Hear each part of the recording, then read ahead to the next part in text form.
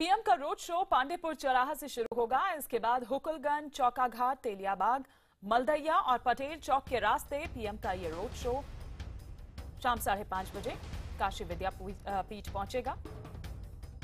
हालांकि जिस तरह से हम आपको बता रहे हैं कि 3 बजे ये शुरू होना था रोड शो, उसके मुताबिक ये टाइमिंग्स थे, लेकिन अब जब ये रोड शो शुरू होगा उसके मुताबिक समय में थोड़ा सा बदलाव हो सकता है। जो तमाम ये चीजें थी कि इतने बजे यहां पहुंचेंगे, संबोधन शुरू होगा प्रधानमंत्री मोदी के इस रोड शो को लेकर वाराणसी में, लेकिन जबरदस्त उत्साह देखने को मिल रहा है। पांडेपुर चौराहे पर हजारों लोग पहुंच चुके हैं। मौके का जायजा लिया हमारे सहयोगी वासुदेव त्रिपाठी ने। प्रधानमंत्री नरेंद्र मोदी अपने संसदीय क्षेत्र वाराणसी में दूसरे दिन के दूसरे रोड शो के लिए कुछ ही देर में पहुंचने वाले हैं और उससे पहले यहां पर जहां पर प्रधानमंत्री का रोड शो शुरू होगा, पूरी तरीके से ये जगह भाजपा के समर्थकों के द्वारा भर दी गई है। यहां पर चारों तरफ भाजपा के समर्थक एक ही रंग की टोपी, एक ही रंग के झंडे और एक ही तरीके के पोस्टर्स लेकर यहाँ पर मौजूद है। लेकिन इन सब के बीच में कुछ महिलाएं भी यहाँ पर हैं, जो कि यहाँ पर आप ये पूरी तरीके से बीजेपी के झंडे की जो डिजाइन है और बीजेपी का जो कमल का फूल है उसके रंग की साड़ियां पहने हुए हैं। आप लोग बीजेपी के रंग की साड़ियां पहन कर आई हैं, क्यों, क्या वजह है? कार्यकर्ता है, भाजपा के कार्यकर्ता है। कोई खास मैसेज देना चाहती हैं? ये साड़ियां पहनने काफी ज्यादा भीड़ है, काफी ज्यादा हंगामा है, आप देख सकते हैं यहाँ पर। और इन सब के बीच में यहाँ पर नरेंद्र मोदी अभी नहीं पहुंचे हैं, लेकिन उनके एक डुप्लीकेट पहुंच चुके हैं। कहाँ से आए हैं आप? मैं सर गुजरात से आया हूँ। नरेंद्र मोदी जी के समर्थन में हम गुजरात से आए हैं। भ्रष्टाचार, गुंडागिर्दी को आज लास्ट 11 तारीख का लास्ट है। हमारी सरकार बन रही है, वो हिसाब से वो लोग बहुत समाजवादी सपा और 11 तारीख को खत्म है, खेल खत्म है। हम यहाँ होली भी यहाँ केसरी कलर से मनाएंगे। आप बीजेपी के समर्थक हैं या मोदी जी के? आप जो मोदी जी का गेटअप लेकर आए हैं ऐसे ही प्रचार करते हैं? मैं अशोक पटेल, मैं भारतीय जनता पार्टी का 30 साल पुराना कार्यकर हूँ। ऐसे कोई मैं कॉपी लेकर नहीं आया हूँ। हमारे भारतीय जनता पार्टी का एक कार्यकर नरेंद्र मोदी है। ये नरेंद्र मोदी की इस दूसरे रोड शो की वो तस्वीरें हैं जहाँ चारों तरफ बीजेपी के। हम इस वक्त यहाँ पर पांडेपुर चौराहे पर खड़े हुए हैं और प्रधानमंत्री नरेंद्र मोदी पहुंच चुके हैं। प्रधानमंत्री नरेंद्र मोदी वाराणसी में लैंड करने के बाद उनके विशेष विमान से पहुंचे हैं। आप देख सकते हैं यहाँ पर ये जो हेलीकॉप्टर है, जो कि इस समय प्रधानमंत्री नरेंद्र मोदी का हेलीकॉप्टर यहाँ पर आ रहा है। हेलीकॉप्टर से प्रधानमंत्री नरेंद्र मोदी पुलिस लाइन जो ग्राउंड है वहां पर पहुंचेंगे।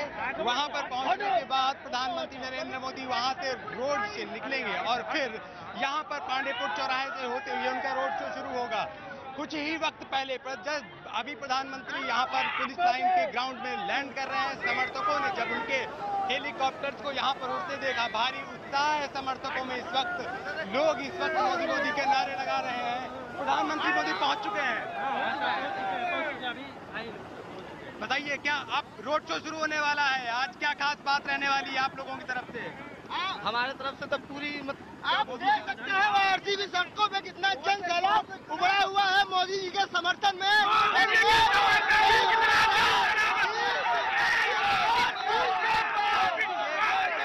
हुजूम है कार्यकर्ताओं का, ये उत्साह है। यहाँ पर कार्यकर्ता काफी पहले से पहुंचने लगे थे।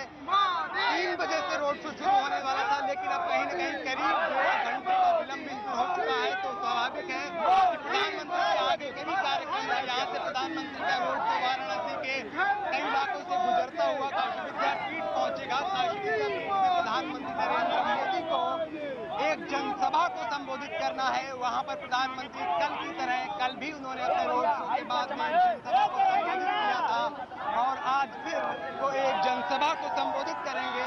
उसके बाद फिर प्रधानमंत्री नरेंद्र मोदी काशी विद्यापीठ से डब्ल्यू के लिए निकलेंगे। बीएलडब्ल्यू के ग्राउंड में प्रधानमंत्री नरेंद्र मोदी प्रबुद्ध लोगों के, काशी के प्रबुद्ध लोगों के एक सभा को संबोधित करेंगे। उस सभा में प्रधानमंत्री नरेंद्र मोदी को वो एक खास सभा है जिसमें केवल वही लोग आएंगे जिन्हें इसके लिए आमंत्रण दिया गया है। इंटेलेक्चुअल क्लास आप कह सकते हैं, इंटेलेक्चुअल क्लास के लिए से प्रधानमंत्री रूबरू होंगे। वहां पर भी प्रधानमंत्री नरेंद्र मोदी एक भाषण देंगे और वो भाषण काफी खास होने वाला है। वाराणसी के लिए उसमें खास संदेश होने वाले हैं, ये ऐसा माना जा रहा है। तो कहीं ना कहीं अब जिसका इंतजार सुबह से लोग वाराणसी में प्रधानमंत्री नरेंद्र मोदी के पहुंचने का जो इंतजार किया जा रहा था, वो अब खत्म हो चुका है। कुछ ही देर में यहाँ से प्रधानमंत्री नरेंद्र मोदी का रोड शो शुरू होगा। आप बने रहिए हमारे साथ, हमें अपडेट पहुंचा रहे थे हमारे सहयोगी वासुदेव त्रिपाठी की पीएम मोदी पहुंच चुके हैं, लेकिन साथ ही हमारे वरिष्ठ योगी भूपेंद्र चौबे भी हमारे साथ जुड़ चुके हैं। काशी विद्यापीठ में ही इस वक्त मौजूद हैं हमारे सहयोगी भूपेंद्र चौबे। भूपेंद्र, लेकिन आपसे हम ये समझना चाहेंगे कि ये दोबारा से रोड शो क्यों, क्या आप यहाँ पर देख रहे हैं, क्या इससे पहले खुद आपने कभी किसी पीएम को इस तरह से देखा, ऐसे रोड शो करते हुए? देखिए, इस प्रश्न के दो जवाब दिए जा सकते हैं। पहला जवाब ये कि भारत में पहले नरेंद्र मोदी जैसा कोई प्रधानमंत्री हुआ नहीं। जिस प्रकार की वाक्पटुता, जिस प्रकार की भाषण शैली नरेंद्र मोदी जी की है, मनमोहन सिंह की तो वैसे थी नहीं। अटल बिहारी वाजपेयी जी बोलने के बड़े मास्टर थे, लेकिन उन्होंने भले कभी रोड शो न किया हो, लेकिन हाँ जनसंपर्क कार्यक्रमों में लगे रहते थे।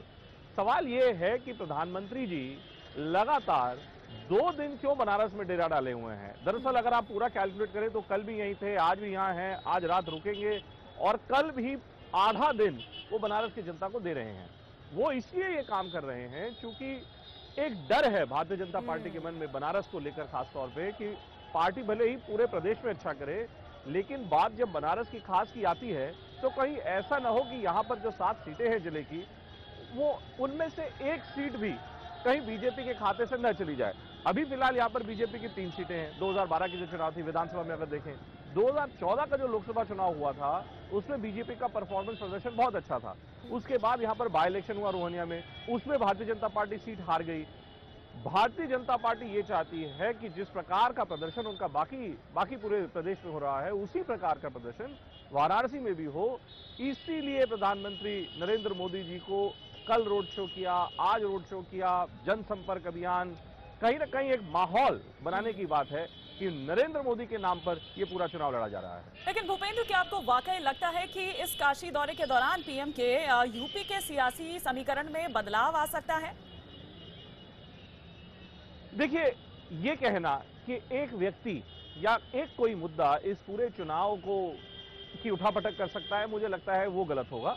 चुनाव अब तक बन चुका है, 6 चरण का चुनाव हो चुका है। जिसको जीतना है, जिसको हारना है, देखिए उत्तर प्रदेश की जनता वो फैसला अपना दे चुकी है। तो तीनों पार्टियां, तीनों जो गुट है, बहुजन समाज पार्टी, समाजवादी पार्टी, कांग्रेस का गठबंधन और भारतीय जनता पार्टी, किस्मत तो ईवीएम बैलेट में बंद हो चुकी है। सवाल कुल 40 सीटों का है। 2002 के बाद से जब भारतीय जनता पार्टी राजनाथ सिंह की अध्यक्षता में यहां पर जब एक बार चुनाव हारी थी, तब से लेकर अब तक 2014 अगर मैं कहूं तो पूर्वांचल एक ऐसा इलाका है जहां पर भारतीय जनता पार्टी लगभग खत्म हो चुकी थी, उसका अस्तित्व खत्म हो गया था। ये जो चुनाव है, ये नरेंद्र मोदी जी की अपनी इमेज, उनकी छवि के इर्द गिर्द बुना गया है। भारतीय जनता पार्टी को लगता है कि उन्हीं की छवि को आगे रखकर आगे बढ़ेंगे तो पूर्वांचल में उनका परफॉर्मेंस वैसा ही हो सकता है जैसा 2014 में था जब बीजेपी ने स्वीप कर दिया था यहाँ। ठीक बात, लेकिन भूपेंद्र, जो बात आप यहाँ पर इमेज की कर रखे हैं, खुदा ना खास्ता अगर कोई बीजेपी के लिए ऊंच नीच हो जाती है तो फिर क्या ऐसे में तब भी यही ठीकरा फोड़ा जाएगा? क्योंकि इसी चेहरे के बल पर आगे चुनाव लड़ रहे हैं, कोई सीएम चेहरा भी नहीं उतारा है, नहीं दिखाया है। जी बिल्कुल ठीक कहा आपने, बिल्कुल ठीक कहा आपने कि जिस प्रकार से ये जो चुनाव पूरा लड़ा जा रहा है, जिस प्रकार की छीटाकशी, आरोप प्रत्यारोपों का दौर जो इस पूरे चुनाव के दौरान हुआ है, बहुत से ऐसे लोगों का मानना है कि प्रधानमंत्री को शोभा नहीं देता कि वो इस प्रकार के चुनाव में कोई ऐसी टिप्पणी करे जिससे ऐसा लगे कि प्रधानमंत्री के पद की गरिमा कहीं ना कहीं कम हो गई है। ये सवाल जब भारतीय जनता पार्टी के नेताओं से पूछा जाता है तो वो ये कहते हैं कि साहब हम क्या करें, अगर हमारे पास कोई ऐसा ट्रम्प कार्ड है, उस ट्रम्प कार्ड से अगर हमारा फायदा होता है तो हम वो ट्रम्प कार्ड क्यों ना यूज करें, उसका इस्तेमाल क्यों ना किया जाए। अब मोदी जी अगर अच्छा बोलते हैं, उनकी बात अगर जनता सुनना चाहती है तो वो क्यों ना बोलें। वो वाराणसी के सांसद हैं, अगर सांसद जनता से के आमने सामने नहीं होगा जनता से तो कौन कौन व्यक्ति होगा, यही एक सवाल है मेरे मुताबिक। जो समझने वाला है। कुछ ही देर में हमारे सहयोगी अमीश देवगन जी भी हमारे साथ होंगे। आप चाहें तो आप उनसे भी यही सवाल पूछ सकती हैं। अगर 2 मिनट का आपके पास समय हो तो अमीश से भी एक टिप्पणी ले लेते हैं। अमीश, यहाँ पर देखिए, हाँ, मैं तो अमीश जी भी आए हैं, यहाँ पर देखिए टक्कर कर रहे हैं यहाँ पर किसी के साथ लगता है। तो अमीश भाई ये बताइए कि आप अभी सड़क पर घूम रहे थे और अभी हमारी साथी एंकर जो है न्यूज 18 इंडिया में, वो ये पूछ रही थी कि साहब ये नरेंद्र मोदी जी की इमेज पे जो चुनाव जो लड़ा जा रहा है, प्रधानमंत्री हैं देश के, प्रधान सेवक हैं, रोड शो कर रहे हैं 1 दिन 2 दिन, क्या ये ठीक है अगर राष्ट्रीय राजनीति के स्तर पे देखा जाए तो? देखिए, भारतीय जनता पार्टी के पास एक बड़ा चेहरा है, वो है नरेंद्र मोदी, और बीजेपी को लगता है कि उस चेहरे के ऊपर चुनाव लड़ा जा सकता है, चुनाव जीता जा सकता है, जो पिछले कुछ वर्षों में हुआ भी है। और इसलिए अमित शाह की रणनीति और नरेंद्र मोदी का चेहरा, बीजेपी को लगता है ये एक ऐसा कॉम्बिनेशन है जिससे चुनाव बनाया जा सकता है और चुनाव दूसरों का बिगाड़ा जा सकता है। तो मुझे लगता है बीजेपी अपनी उसी रणनीति पर काम कर रही है और प्रधानमंत्री का कैंप करना खुद बनारस के अंदर ये बताता है कि how BJP is serious about these election. आप देखिए, मुझे नहीं ध्यान में आता 2012 के अंदर बीजेपी ने इलेक्शन कैसे लड़ा था। 2012 के अंदर बीजेपी ने बहुत कमजोर चुनाव लड़ा, गेम में नहीं थी बीजेपी गेम में नहीं थी गई। लेकिन 2017 के अंदर भारतीय जनता पार्टी ये बताने की पुरजोर कोशिश में है कि यूपी में कोई सरकार बनाएगा तो हम बनाएंगे। लेकिन ये कहना बहुत मुश्किल है आज की परिस्थिति के अंदर, जो इस समय जमीन पर है कि सरकार किसकी बनेगी वो तो 11 तारीख की तय करेगी। लेकिन चुनाव लड़ा जा रहा है। और दूसरी बात है, अपनी तरफ से तमाम पॉलिटिकल पार्टी, चाहे वो बीएसपी हो, चाहे वो एसपी हो और चाहे वो बीजेपी हो, ध्रुवीकरण की अपनी अपनी तरह की राजनीति चल रही है। ध्रुवीकरण बिल्कुल। भूपेंद्र, हम लौटेंगे आपके पास भी, और अमीश आपके पास भी हम लौटेंगे और आगे इस पर चर्चा के लिए। लेकिन अपडेट्स हम जल्दी से ले लेते हैं। कहां तक पहुंचा प्रधानमंत्री का ये काफिला, कब ये स्टार्ट होगा रोड शो, क्या हम देखें? वासुदेव त्रिपाठी भी हमारे साथ बने हुए हैं। वासुदेव।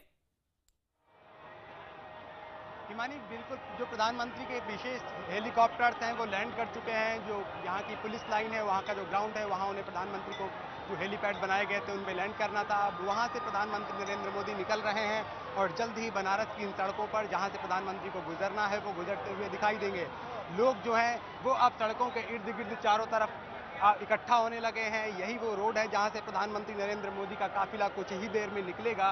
तो यहां पर आप देख सकते हैं कि लोग सड़कों के इधर उधर चारों तरफ इकट्ठा होने लगे हैं। जो लोगों की भारी भीड़ है और जो कार्यकर्ता हैं जो केवल रोड शो में शामिल होने आए हैं या जो खास अपने जिम्मेदारियों के साथ में आए हैं, वो सारे कार्यकर्ता यहाँ पर अब आपको मुस्तैद नजर आने लगे हैं। बिल्कुल, कार्यकर्ताओं में हम देख पा रहे हैं वासुदेव, खासा उत्साह देखने को मिल रहा है। हिमानी, पूरी तरीके से उत्साह कार्यकर्ताओं में बना हुआ है। जिस तरीके से कल की तस्वीरें हमने दिखाई थी और आज हम लगातार सुबह से तस्वीरें दिखा रहे हैं, कार्यकर्ता यहाँ पर पहुंचे हुए हैं। कितनी देर से आप लोग यहाँ पर हैं? 3 घंटे से। 3 घंटे से। प्रधानमंत्री पहुंचने वाले हैं, कहाँ तक जाएंगे उनके साथ? पूरा विद्यापीठ तक। विद्यापीठ तक जाएंगे। ये करीब 5 किलोमीटर का ये रोड शो रहेगा और यहाँ पर जो कार्यकर्ता है, हाँ क्या कह रहे हैं? हम लोग 4 घंटे से यहाँ मोदी जी का वेट कर रहे हैं, बस दर्शन पाने के लिए। हम लोग भी। आप पहुंच रहे हैं? वो हाँ पहुंच रहे, बड़ी खुशी की बात है, हम लोग भी पहुंच गए। हमारी काशी की धरती मोदी जी को नतमस्तक करती ठीक पहले जब वो यहाँ से गुजरने वाले हैं, ठीक पहले ये कार्यकर्ता यहाँ पर मौजूद हैं और करीब 5 किलोमीटर का हिमानी जो रोड शो रहेगा, इस पूरे रोड शो में ये कार्यकर्ता यहाँ से निकलकर काशी विद्यापीठ तक प्रधानमंत्री के काफिले के साथ साथ पैदल जाएंगे। हिमानी, बिल्कुल वासुदेव, आप हमारे साथ बने रहिए। ये तस्वीरें हम यहाँ दिखा रहे हैं प्रधानमंत्री नरेंद्र मोदी का ये काफिला, यहाँ देख सकते हैं। जो भी लोग वहां पर मौजूद हैं इस वक्त, चाहे कार्यकर्ता हो चाहे आमजन हो, आप देख सकते हैं उत्साह से लबरेज नजर आ रहे हैं और उसी तरह से उन्हें वेव करते हुए, उसका जवाब देते हुए, उनका अभिनंदन स्वीकार करते हुए प्रधानमंत्री मोदी भी नजर आ रहे हैं। ये देखिए, आज हालांकि छुट्टी का दिन भी है, रविवार का आज दिन है, लेकिन कल भी शनिवार के दिन भी हमने इसी तरह का लोगों का हुजूम देखा था जब यहां पहुंचे हुए थे। हालांकि ऑफिशियली अगर हम देखें तो कल का जो रोड शो हुआ वो ऑफिशियली नहीं था, परमिशन उसके लिए नहीं मिली थी। विपक्ष जो है उसने सवाल भी उठाए थे और समाजवादी पार्टी और कांग्रेस गठबंधन, राहुल और अखिलेश का जो एक साझा जो रोड शो था, उन्होंने ये कहा भी था कि हमारा जो रोड शो है उसे खराब कर दिया। अब आज जब ये दोबारा रोड शो हुआ तो इसे लेकर भी ये देखा जा रहा है कि आखिर ये दोबारा रोड शो क्यों? कल वासुदेव भी हमारे साथ यहाँ पर बने हुए हैं। वासुदेव हमें और ज्यादा अच्छे से डिस्क्राइब कर सकते हैं क्योंकि वहीं वो इस वक्त मौजूद हैं। कहां से ये काफिला होकर गुजर रहा है, वहां आप देख सकते हैं कि लोगों में किस तरह का उत्साह नजर आ रहा है। सीधे अब आगे हम चलेंगे वासुदेव के पास। वासुदेव। हिमानी, बिल्कुल यहाँ से प्रधानमंत्री नरेंद्र मोदी का काफिला गुजर रहा है, थोड़ी देर में यहाँ से आगे बढ़ेगा।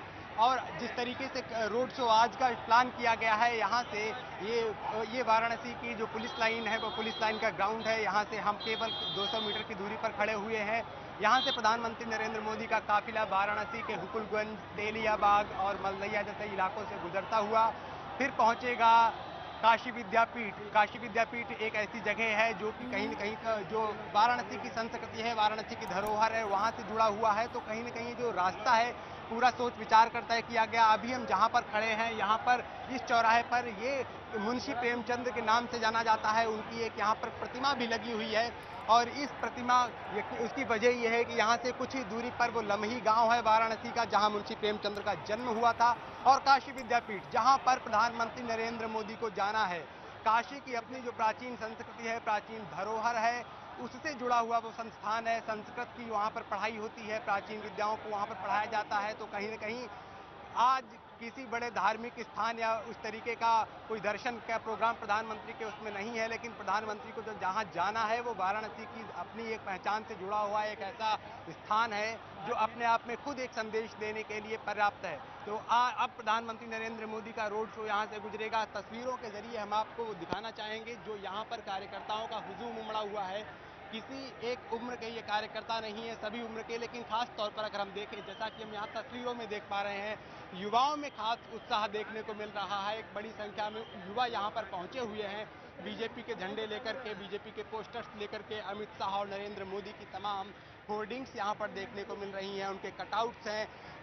जो युवा हैं वो खास तौर पर बच्चे वो नरेंद्र मोदी के मास्क पहने हुए हैं। इस तरीके से ये पूरा रोड शो कहीं न कहीं जो तस्वीर है, जो कहीं न कहीं बीजेपी के पक्ष में कुछ चीज़ों को दिखाने की कोशिश है, जो प्रचार का तंत्र हम कह सकते हैं, वो वैसा ही है जैसा कि हमें कल देखने को मिला था। लेकिन रोड शो का रास्ता अलग है। आज जो कॉन्स्टिट्यूंसी जिन्हें टारगेट किया गया वो अलग है और कहीं न कहीं इस जो हवा थी उसे बनाए रखने की कोशिश है। मानी जो हवा थी उसे बनाए रखने की कोशिश है। भले ही इलाके बदल गए हों आज के दिन कल से, लेकिन तस्वीर कुछ वैसी ही है, नजारा कुछ वैसे ही है। पटा पड़ा है, झंडे आप देख सकते हैं बीजेपी के यहाँ पर, बैनर्स पोस्टर्स लिए जो कार्यकर्ता हैं वहाँ पर और जो आम जन है उनमें भी खासा उत्साह देखने को मिल रहा है। इन्हीं तस्वीरों के साथ फिलहाल रुकेंगे एक ब्रेक के लिए।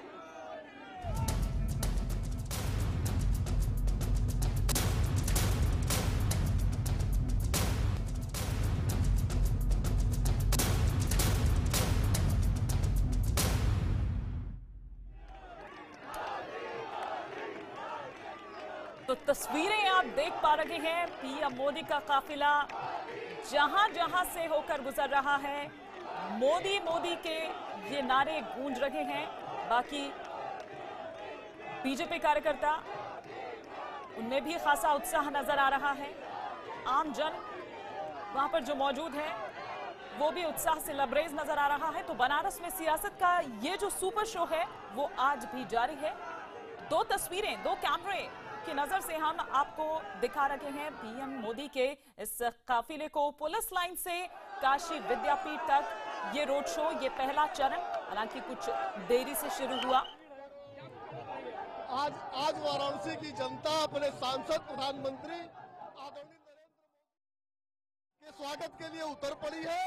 आज त्योहार सरी का माहौल है वाराणसी की सड़कों।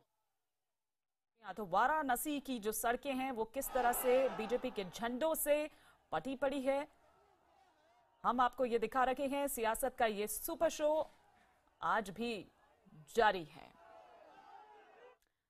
10 सेकंड में हम ठीक लौट रहे हैं। आप घड़ी देखिए, ठीक 10 सेकंड बाद वापस लौट रहे हैं।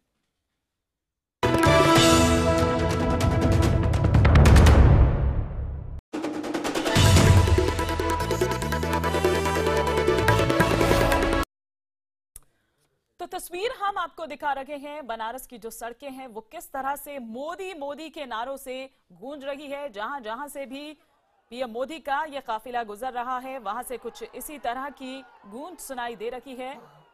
बीजेपी के झंडे, पोस्टर्स, बैनर्स से पूरा शहर आप कह सकते हैं कि पटा पड़ा है। प्रधानमंत्री का 3 दिन तक ये बनारस दौरा, इसमें चुनावी प्रचार के दौरान आज कई अहम कार्यक्रम हैं। कई यहां पर जो रोड शो करने थे उसका पहला चरण ये शुरू हो चुका है। हालांकि पहले ये 3 बजे होना था, लेकिन फिर उसके बाद कुछ देरी हुई, पीएम देरी से पहुंचे और फिर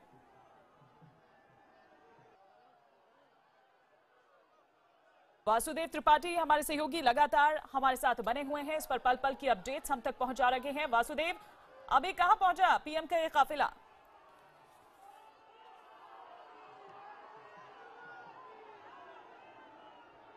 चलिए, लगता है कि कुछ टेक्निकल इशू यहाँ पर आ रहा है। जाहिर सी बात है, हम समझ सकते हैं। यहाँ पर एक सिक्योरिटी पॉइंट ऑफ व्यू से भी हम दोबारा से संपर्क साधने की कोशिश करेंगे अपने सहयोगी वासुदेव त्रिपाठी का। लेकिन ये तस्वीरें आप देखिए, कुछ ऐसे ही तस्वीर कल भी देखने को मिली थी। कल इलाके अलग थे, जगह अलग थी, लेकिन आज तस्वीर लगभग वही जैसी कल हमें देखने को मिली थी। पीएम मोदी का ये रोड शो कल जो था वो ऑफिशियल नहीं था। कई तरह के आरोप भी विपक्ष ने लगाए, लेकिन उन एक एक आरोपों का जवाब जब देर शाम कल पीएम मोदी ने संबोधित किया टाउन हॉल से, तब उसके बाद इन आरोपों के भी जवाब दिए गए। वासुदेव, अगर आप तक मेरी आवाज पहुंच पा रही है तो आपसे समझना चाहेंगे कहां तक पहुंचा पीएम का ये काफिला?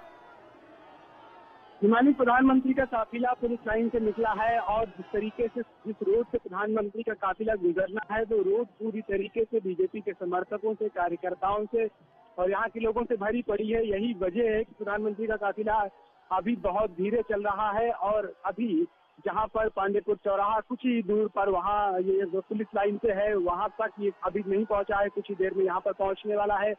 तो जो कार्यकर्ता हैं वो हजारों की तादाद में जो रोड है वहां पर खड़े हुए हैं, सड़क के दोनों तरफ इंतजार कर रहे हैं और उसके साथ साथ जैसे जैसे प्रधानमंत्री का काफिला आगे बढ़ रहा है उसके साथ साथ कार्यकर्ता भी आगे बढ़ रहे हैं। तो यहाँ पर प्रधानमंत्री का काफिला अब आगे निकल चुका है और जल्द ही जो यहाँ पर प्रधानमंत्री जो मुख्य इलाके हैं जहाँ से तुम्हें गुजरना है वहाँ से गुजरेगा। तो कुल मिलाकर के जिस तरीके की भीड़ है थोड़ा वक्त जरूर लगेगा। प्रधानमंत्री का रोड शो पहले से थोड़ा विलम्ब हो चुका था, उसकी वजह यही बताई जा रही है। प्रधानमंत्री दिल्ली से वाराणसी देर से उनकी फ्लाइट लैंड की, यही वजह है कि वो यहाँ पर पुलिस लाइन में भी देर से पहुंचे। लेकिन अब ये जो काफिला है प्रधानमंत्री का आगे बढ़ चुका है और अभी वाराणसी की सड़कों पर जहाँ से प्रधानमंत्री को गुजरना है ये धीरे धीरे आगे बढ़ रहा है और अब जो कार्यकर्ता हैं वो यहाँ पर प्रधानमंत्री का इंतजार आगे जहाँ पर अभी प्रधानमंत्री का काफिला पहुँचना है कर रहे हैं। हिमानी, लेकिन ये हुजूम क्या मैसेज दे रहा है वासुदेव? आप लगातार इसे कवर कर रहे हैं, ठीक है, कहना मुश्किल जरूर है, लेकिन क्या आप भांप पा रहे हैं?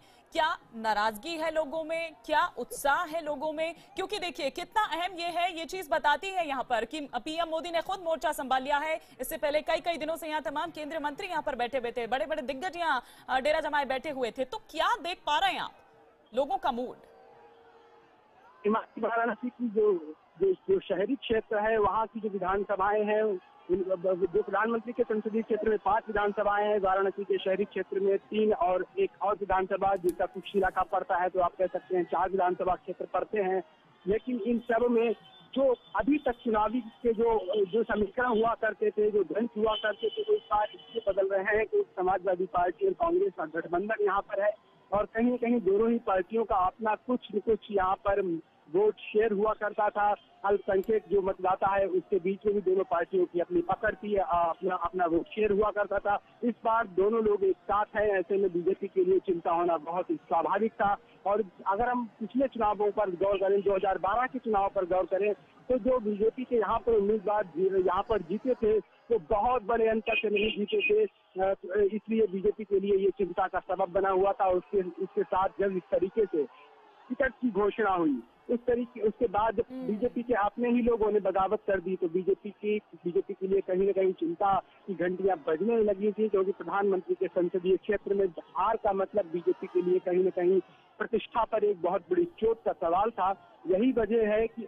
बीजेपी ने अपनी पूरी ताकत झोंक दी, जिसका आप जिक्र कर रही है। जिस तरीके से तमाम केंद्रीय मंत्री यहाँ पर पड़े थे, लेकिन उसके साथ साथ बीजेपी का जो फोकस था वो वाराणसी के साथ साथ पूर्वांचल पर था, और वाराणसी के जरिए वाराणसी में बैठकर पूरे पूर्वांचल की रणनीति बनाई जा रही थी। तो कहीं न कहीं हमें एक लार्जर पिक्चर भी देखनी होगी कि बीजेपी की जो रणनीति है वो पूरे पूर्वांचल को प्रभावित करने की है वाराणसी के जरिए, जैसा कि 2014 में किया गया था, और वही एक बात तो क्या वासुदेव की कोशिश हो रही है। क्या कल हमें एक बड़ी दिलचस्प तस्वीर नजर आई थी? मैं श्यामदेव राय चौधरी का यहाँ पर जिक्र कर रही हूँ। वो जिक्र करना इसलिए भी जरूरी है क्योंकि शायद इतने लोग वहाँ पर थे, तमाम वो चीजें थी, माहौल एक दूसरा था। क्या इसीलिए पीएम वहाँ खुद गए, उनको मनाया? क्या अब कहीं ये एहसास हो रहा है कि उनकी नाराजगी से कुछ असर पड़ सकता है?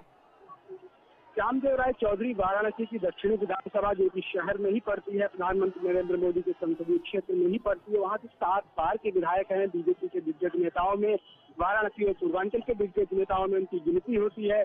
जिस तरीके से उनका टिकट काटा गया था उसके बाद में वो नाराज चल रहे थे, और साथ साथ बीजेपी के तमाम कार्यकर्ताओं में भी इस बात को लेकर नाराजगी थी कि जिस तरीके से 7 बार के सिटिंग एमएलए का टिकट पार्टी ने काट दिया, उस मौके पर जबकि पार्टी को अपनी जीत को लेकर तमाम उम्मीदें थी, इस प्रदेश में सरकार बनाने के दावे किए जा रहे थे, ऐसे में टिकट काटे जाने को लेकर नाराजगी थी।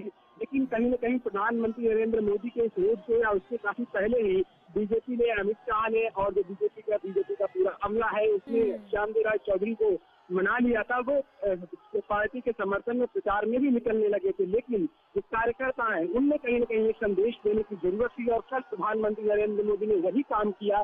प्रधानमंत्री ने जब काशी विश्वनाथ मंदिर के वो दर्शन करने जा रहे थे, उस वक्त श्यामदेव राय चौधरी वहां पर खड़े थे। जब वो अपनी गाड़ी से उतरे, उन्होंने देखा और उनका हाथ पकड़ के अपने साथ ले गए। उसके बाद अगर कल शाम की जनसभा की भी अगर हम बात करें तो वहां पर भी जनसभा में भी जो टाउन हॉल में थी, श्यामदेव राय चौधरी प्रधानमंत्री नरेंद्र मोदी के ठीक बगल में बैठे दिखाई पड़ रहे थे। उनका जिक्र, उनका संबोधन भी अपने भाषण में प्रधानमंत्री ने किया। तो इस तरीके की जो कवायद है ये कहीं न कहीं एक किसी भी तरीके के कल लूप होल नहीं छोड़ना चाहती है पार्टी, और अपने विजय में, अपनी जीत में कोई आशंका या कोई रोड़ा नहीं कुछ छोड़ना चाहती है। इसी को लेकर ये तमाम कोशिशें पार्टी की तरफ से की जा रही है, और यही पार्टी की रणनीति है।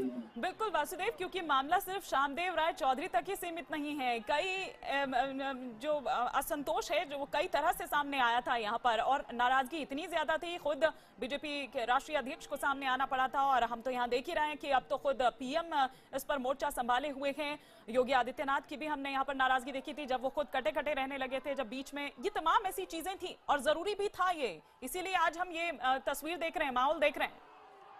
बिल्कुल, हमने शहर दक्षिणी विधानसभा का जिक्र जरूर किया, लेकिन और भी विधानसभाएं ऐसी हैं जहां बीजेपी को टिकट बंटवारे के बाद में मुश्किलों का सामना करना पड़ रहा था। शहर उत्तरी विधानसभा का अगर हम जिक्र करें, वहां पर बीजेपी के वर्तमान विधायक जो कि दोबारा प्रत्याशी हैं, दोबारा पार्टी ने उन्हें मैदान में उतारा है। उनके ठीक सामने बीजेपी के ही 2 नेता मैदान में हैं, और वो बीजेपी के ही अपने प्रत्याशी को चुनौती दे रहे हैं। ये बीजेपी के 2 बागी उम्मीदवार हैं। तो इसके अलावा भी अगर हम बात करें पार्टी की, यहाँ पर जो वाराणसी है वहाँ पर रोहनिया सीट है जो कि अपना दल के खाते में जाया करती थी। 2012 में अनुप्रिया पटेल यहाँ से जीती थी। अब वहाँ से बीजेपी के उम्मीदवार मैदान में है, लेकिन अनुप्रिया पटेल की मां कृष्णा पटेल वहाँ पर एक बार फिर मैदान में है। तो कहीं न कहीं बीजेपी को इस बात की सख्त जरूरत है कि वो एक ऐसा मोमेंटम क्रिएट करे जिससे इस तरीके की जो तमाम छोटी छोटी दिक्कतें, छोटी छोटी मुसीबतें पार्टी के राह में है, उन्हें ओवरकम किया जा सके। और यही वजह है कि इन सभी बीमारियों का अगर कोई एक इलाज है तो वो प्रधानमंत्री नरेंद्र मोदी है, और उन्हें पार्टी ने एक बार यहाँ पर मैदान में उतार दिया है। लेकिन वासुदेव, 6 चरणों का चुनाव बीत चुका है, सिर्फ एक आखिरी चरण रह गया है। 40 सीटें ये हैं, ये कितना समीकरण कितना बदल सकती हैं, कितना असर पड़ सकता है, क्या आपको लगता है? क्योंकि इसके जरिए नजर पूरे पूर्वांचल पर है। मैंने बिल्कुल देखिए, जिस तरीके से यूपी का चुनाव चल रहा है और जिस तरीके से तीनों बड़ी पार्टियां या तीनों बड़े जो ध्रुव हैं उत्तर प्रदेश की सियासत में एक दूसरे को चुनौती दे रहे हैं, ऐसे में हर एक सीट महत्वपूर्ण हो जाती है। हर एक सीट पर सभी दांव लगाए जा रहे हैं, सभी कोशिशें की जा रही हैं, और 7वें चरण में 40 विधानसभा सीटों पर मतदान होना है। तो स्वाभाविक है कि आखिर में, चुनाव के आखिर में कोई भी पार्टी इस पर अपनी कोई कसर नहीं छोड़ना चाहती। यही वजह है कि बीजेपी वाराणसी में प्रधानमंत्री नरेंद्र मोदी के कार्यक्रमों के जरिए इन 40 विधानसभा सीटों पर अपनी नजर गड़ाए हुए है। और यहाँ पर ये 7 जिले ऐसे हैं जहाँ पर ये चुनाव होने हैं। और सबसे अहम बात है कि ये 7 जिले वाराणसी के इर्द गिर्द हैं। जो अगर एक जिला वाराणसी का छोड़ दे तो बाकी 6 जिले उनकी सीमाएं वाराणसी से लगी हुई हैं। तो वाराणसी के जरिए इन जो पूरे वाराणसी और जो दूसरे 6 जिले हैं इन्हें यहाँ पर उनके चुनाव को प्रभावित करने की 40 विधानसभा सीटों पर चुनाव को प्रभावित करने की कोशिश भारतीय जनता पार्टी कर रही है। ठीक, आप हमारे साथ बने रहिए वासुदेव। ये 2 तस्वीरें 2 कैमरे की अलग अलग नजर से हम दिखा रखे हैं। ये तस्वीरें आप देख सकते हैं, जहां आप नजर डालें वहां बस लोग ही लोग नजर आ रहे हैं। कार्यकर्ता भी हैं इसमें, बीजेपी के आमजन भी यहाँ पर नजर आ रहे हैं। बीजेपी के झंडे, बैनर्स, पोस्टर्स लिए आप देख सकते हैं। कार्यकर्ताओं में भी खासा उत्साह नजर आ रहा है। और जहां से भी पीएम मोदी का ये काफिला होकर गुजर रहा है वहां पर बस मोदी मोदी की गूंज सुनाई दे रही है। घरों में अपनी छतों पर चढ़ कर लोग, ये आप देखिए क्या नजारा ये है। कल भी हमने कुछ ऐसी ही तस्वीरें देखी थी। उत्साह कितना है। वासुदेव हमारे सहयोगी लगातार हमारे साथ बने हुए हैं। लेकिन वासुदेव, ये जो हम हुजूम देख रहे हैं ये वोटों में कितना तब्दील हो पाता है, ये एक बड़ा अहम सवाल है। यानी बिल्कुल, कोई भी रोड शो होना एक अलग बात होती है। जीत के लिए जो वोट चाहिए होते हैं, किसी भी समर्थन को वोटों में तब्दील करना किसी भी राजनीतिक पार्टी के लिए एक बड़ी और एक अलग चुनौती है। लेकिन इन सब के लिए वोटों को ईवीएम मशीन में कैद करने के लिए, जीत के लिए, पर्याप्त वोटों को जुटाने के लिए इसी तरीके की रणनीति राजनीतिक पार्टियों को बनानी पड़ती है। और ये जो परिदृश्य है इससे कहीं न कहीं अपना शक्ति प्रदर्शन आप कह सकते हैं। बीजेपी अपना शक्ति प्रदर्शन करना चाहती है। प्रधानमंत्री नरेंद्र मोदी के चेहरे को आगे रखकर जो वाराणसी के विकास की बातें की गई थी, जो तमाम तरीके के वायदे किए गए थे, ये बताने की कोशिश है कि अगर वाराणसी में बीजेपी जीतती है, उत्तर प्रदेश में बीजेपी की सरकार बनती है, तो कहीं न कहीं जो वायदे वाराणसी के लिए किए गए थे वो पूरे किए जाएंगे। क्योंकि लगातार बीजेपी के तमाम नेता और कुछ केंद्र सरकार उत्तर प्रदेश सरकार पर, अखिलेश यादव सरकार पर ये लगातार हमला बोलने के आरोप लगाती रही है कि उसके द्वारा जो विकास कार्य करने की कोशिशें की जा रही हैं उन्हें उत्तर प्रदेश की सरकार द्वारा रोका जा रहा है। तो इन्हीं सब चीजों को ध्यान में रखते हुए, इन्हीं सब संदेशों को आगे रखकर ये रोड शो निकाला जा रहा है। प्रधानमंत्री नरेंद्र मोदी अपने भाषणों में भी लगातार इस बात का जिक्र कर रहे हैं। कल प्रधानमंत्री ने जो अपना भाषण दिया था रात को, उसमें भी उन्होंने खुलकर अखिलेश सरकार पर हमले बोले थे और अपने तमाम विकास कार्य जो वाराणसी के लिए किए गए वो एक एक करके उन्होंने विकास कार्य गिनाए थे। और ये भी कहा था कि किस तरीके से उनके विकास कामों को रोकने की कोशिश हो रही है। तो इन्हीं सब मुद्दों के इर्द गिर्द इस चुनाव को हवा देने की कोशिश है, मोमेंटम क्रिएट करने की कोशिश है। और वही यहाँ पर उमड़े जन सैलाब में दिखाई पड़ रहा है। बिल्कुल हम तस्वीरें यहाँ पर देख पा रहे हैं। हालांकि तस्वीरें तो यही कह रही हैं कि जो स्थिति 2014 में थी, हमें देखने को मिली थी, कुछ ऐसी ही तस्वीर यहाँ नजर आ रही है। अगर हम इस रोड शो को देखें तो हालांकि ये वोटों में कितनी तब्दील हो पाएगी ये देखने वाली बात होगी, वही अहम सवाल है। ये 40 सीटें और इसी पर कब्जे की जंग में सभी दल टूट पड़े हैं। आज पीएम मोदी का ये एक और रोड शो, कल हमने देखा था पीएम मोदी का, हालांकि वो एक अनऑफिशियल रोड शो हो गया था, वो था, और साथ ही साथ राहुल और अखिलेश का भी एक साझा रोड शो था।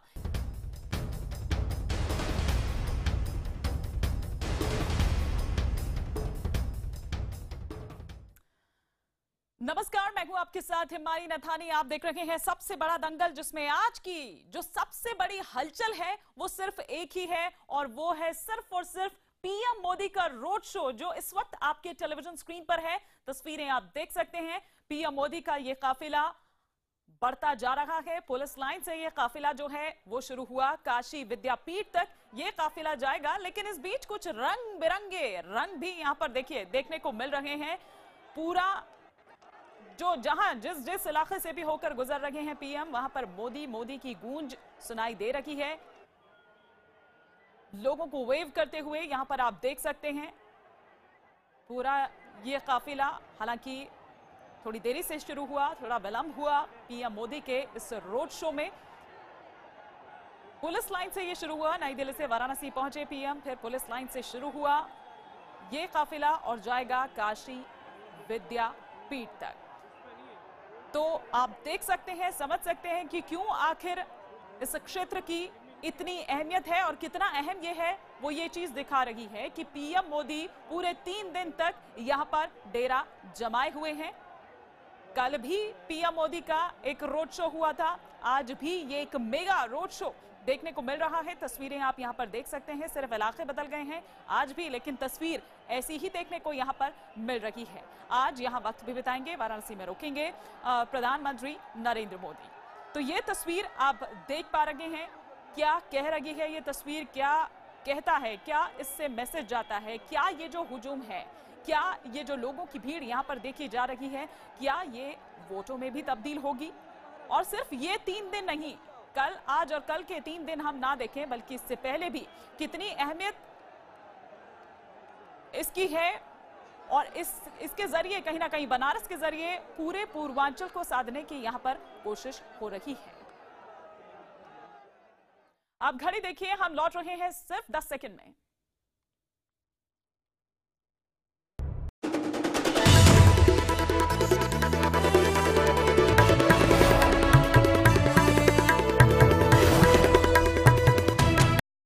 और आइए आपको एक बार फिर से सीधे लिए चलते हैं हम पीएम मोदी के इस रोड शो में। आप देख सकते हैं,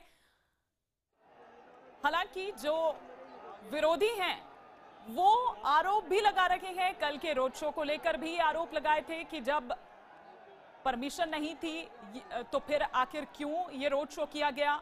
चुनाव आयोग से हालांकि शिकायत भी की है, कांग्रेस की ओर से ये शिकायत की गई है और ये कहा कि हमारा जो प्लान है, हमारा जो रोड शो है, उसको खराब करने के लिए ये सब किया गया। जब 6 तारीख को आपको परमिशन मिली थी तो 6 तारीख को करना चाहिए था, तो फिर आज ये क्यों किया गया। तमाम तरह के जो आरोप है वो विपक्ष की ओर से लगाए गए।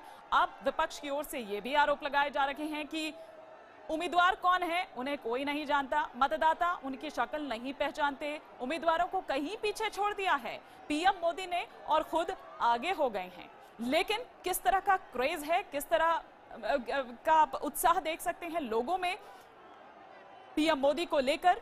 जहां जहां से भी ये काफिला गुजर रहा है, कुछ इसी तरह की तस्वीर। और पीएम मोदी हर किसी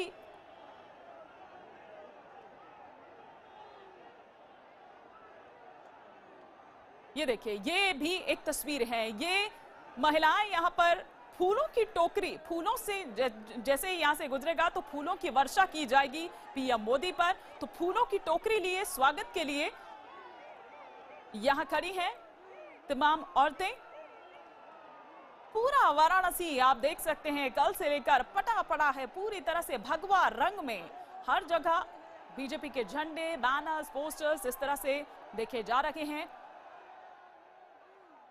और इस रोड शो को लेकर जैसा कि हमने पहले भी कहा कि विपक्ष जो है वो लगातार यहां पर सवाल उठा रहा है, लेकिन तस्वीर क्या कहती है ये देखने वाली बात होगी। 2014 में भी कुछ ऐसी ही स्थिति देखने को मिली थी। हालांकि तब इतने तिकड़म नहीं भिड़ाने पड़े थे पीएम मोदी को खुद अपने लिए, जब वो यहां पहुंचे थे लोकसभा चुनावों के दौरान नामांकन के लिए, तब इतने तिकड़म उन्होंने नहीं भिड़ाए थे जितने तिकड़म अब हम उन्हें बढ़ाते हुए देख रहे हैं। ये 3 दिन का जो दौरा है काफी कुछ कहता है, काफी सारी चीजें रही।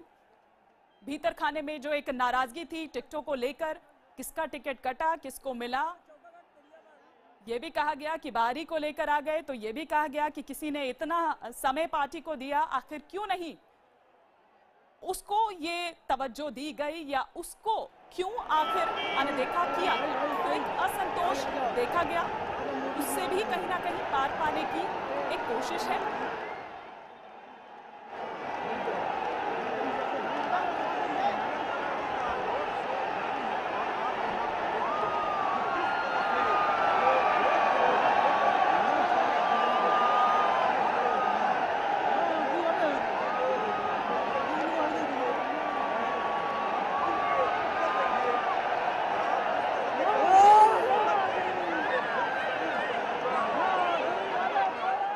तो देखा आपने, ये देखिए पीएम भी खुद फूल लेकर वापस लोगों की तरफ उछाल रहे हैं। उनका अभिनंदन, उनका अभिवादन स्वीकार करते हुए खुद पीएम मोदी उनको वेव करते हुए। और ये देख जो भी वहां पर लोग मौजूद हैं वो और ज्यादा उत्साह उनमें नजर आ रहा है। तो ये आप देखिए उनको वेव करते हुए पीएम मोदी। हालांकि कितना लोगों का हुजूम यहां पर है, तो बहुत धीरे धीरे आप ये कह सकते हैं ये काफिला जो है वो आगे बढ़ रहा है। पुलिस लाइन से ये काफिला शुरू हुआ।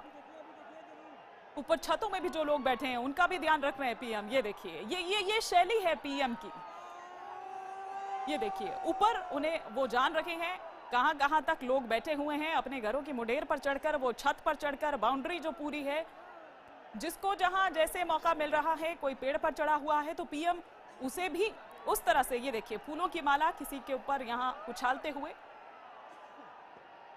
कल भी कुछ ऐसी ही तस्वीर हमने देखी थी जब एक महतो ने उनकी तरफ शॉल उछाला तो पीएम मोदी ने इशारा किया ड्राइवर को थोड़ा धीमे करने का, गाड़ी को, खुली जीप में। कल वो जब निकले थे तो ये जो चीज थी इसने भी कहीं ना कहीं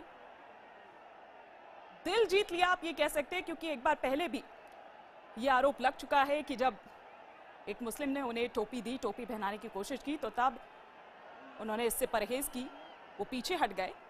तो कल ऐसा देखने को नहीं मिला। वो शॉल उन्होंने अपने सिर से लगाई और हाथ का इशारा करते हुए, धन्यवाद करते हुए। फिलहाल क्या कुछ और जानकारी मिल रही है, किस तरह से ये पूरा काफिला आगे बढ़ रहा है, कहां तक पहुंचा है, इसे ज्यादा अच्छे से डिस्क्राइब कर सकते हैं हमारे सहयोगी वासुदेव त्रिपाठी जो लगातार नजर बनाए हुए हैं। वासुदेव। प्रधानमंत्री का काफिला इस वक्त बढ़ रहा है आगे धीरे धीरे, हजारों समर्थकों की भीड़ के बीच, और इस तरीके से ये काफिला बढ़ रहा है। अभी ये पांडेपुर चौराहे को इस काफिले ने क्रॉस किया है और ये काफिला अभी जिस स्पीड से, जिस गति से बढ़ रहा है, हम कह सकते हैं कि अभी काफी वक्त लग जाएगा। प्रधानमंत्री नरेंद्र मोदी का काफिला यहाँ पर बढ़ रहा है। जो लोगों ने फूल मालाएं चलाई है, वो फूल इस समय प्रधानमंत्री वापस जनता की तरफ उछाल रहे हैं, जनता के ऊपर फेंक रहे हैं, समर्थकों को इसकी तरफ फेंक रहे हैं। और यही यहाँ पर इस वक्त परिदृश्य है। चारों तरफ आप जहाँ तक देखेंगे वहाँ पर बीजेपी के सरिया टोपी लगाए उनके समर्थकों का हुजूम उमड़ा हुआ है। लोग अपने घरों की छतों पर है, मकानों पर है। यही यहाँ पर परिदृश्य है। हालांकि सुरक्षा के कड़े इंतजाम किए गए हैं। सुरक्षा पुलिस बल की बड़ी मात्रा में तैनाती की गई है। जो प्रधानमंत्री एक खुली जीप में इतनी बड़ी भीड़ में चल रहे हैं, तो यही यहाँ पर इस वक्त हिमालय नजारा है और अगले 5 किलोमीटर तक यही नजारा रहने वाला है। हिमालय क्या है वासुदेव, कितना सफर और तय करना बाकी है? हिमानी अभी कहीं न कहीं लगभग 5 किलोमीटर का सफर बाकी है। अभी प्रधानमंत्री ने बहुत थोड़ा सफर तय किया है। जिस स्पीड से प्रधानमंत्री की गाड़ी बढ़ रही है वो काफी वक्त लगने वाला है। इसमें जितनी भीड़ है यहाँ पर, जितना यहाँ पर लोग, उसमें अभी काफी वक्त लग रहा है। लोग यहाँ पर मोदी जी के नारे लगा रहे हैं। बीजेपी के जो स्लोगन है वो यहाँ पर सुनाई पड़ जाएंगे। इसके साथ साथ जो बीजेपी के समर्थक है वो हर हर महादेव अपना नारा है, जय श्री राम, जिसे बीजेपी कहते नहीं है।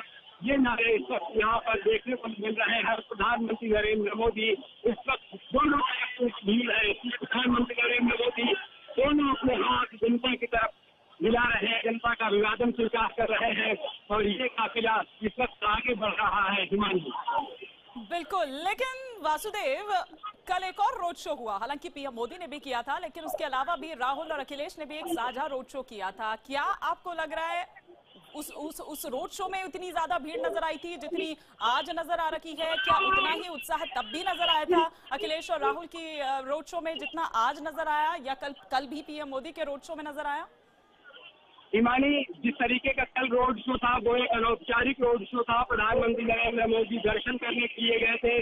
उसके बाद अखिलेश राहुल गांधी का रोड शो हुआ था, लेकिन उसके बाद आज ये एक औपचारिक रोड शो है और इस औपचारिक रोड शो में प्रधानमंत्री नरेंद्र मोदी सड़कों पर गुजर रहे हैं। तो स्वाभाविक कह सकते हैं कि बीजेपी के लिए ये एक सीधी चुनौती थी कि वो अब इस आज की भीड़ को कहीं न कहीं समाजवादी पार्टी और अखिलेश यादव की रैली में, उनके रोड शो में जो भीड़ जुटी थी उसे कहीं न कहीं आउट नंबर कर दे, और यही कोशिश यहाँ पर की गई है। भीड़ का सही आकलन करना मुश्किल है, लेकिन जिस तरीके से यहाँ पर कार्यकर्ताओं का हुजूम उमड़ा हुआ है, उसके बाद बीजेपी के नेता खुश जरूर नजर आ रहे हैं, संतुष्ट नजर आ रहे हैं। मैं यही आपसे कह रही थी कि ये जो तस्वीर सामने निकल कर आई है वासुदेव, चाहे वो आज की हो या फिर कल के अनऑफिशियल रोड शो की ही क्यों ना हो, लेकिन बीजेपी को मुस्कुराने का मौका जरूर दे दिया है। बिल्कुल, बीजेपी को मुस्कुराने का मौका दे दिया है। बीजेपी के कार्यकर्ताओं में जोश भर गया है। बीजेपी के कार्यकर्ताओं में जिस तरीके से कहीं न कहीं चुनाव की शुरुआत में तमाम तरीके के सवाल थे, उन सवालों का जवाब देने की कोशिश इन तस्वीरों के जरिए की गई है। और ये तस्वीरें इस वक्त जो वाराणसी की सड़कों पर आप देख रहे हैं, ये जो भीड़ देख रहे हैं, ये वाराणसी के लोग इस वक्त इसके गवाह बन रहे हैं। और ये आज की ऐसी तस्वीर है जिसके जरिए बीजेपी जो अभी ठीक 2 दिन बाद जब ये चुनाव प्रचार समाप्त हो जाएगा, उसके बाद में कल 6 तारीख है, कल चुनाव प्रचार समाप्त हो जाएगा और 8 तारीख को यहाँ पर मतदान होने हैं। 3 दिन बाद यही तस्वीरें उस मतदान को, 8 तारीख के मतदान को, चाहे वाराणसी हो या वाराणसी के आसपास के जो और 6 जिले हैं, वहाँ के मतदान को प्रभावित करे। बीजेपी की यही कोशिश है हिमानी। लेकिन वासुदेव, विपक्ष जो है वो कई तरह के आरोप लगा रहा है पीएम मोदी पर, पार्टी पर। साथ ही ये भी कहा जा रहा है कि जो उम्मीदवार हैं उनको कोई नहीं पहचानता, मतदाता नहीं जानते उनका चेहरा, लेकिन जो भी कुछ है वो पीएम ही है यहाँ पर जो दिख रहा है। तो उम्मीदवार कई पीछे रह गए हैं और खुद आगे बढ़ गए हैं मोदी इस लड़ाई में, इस रण क्षेत्र में।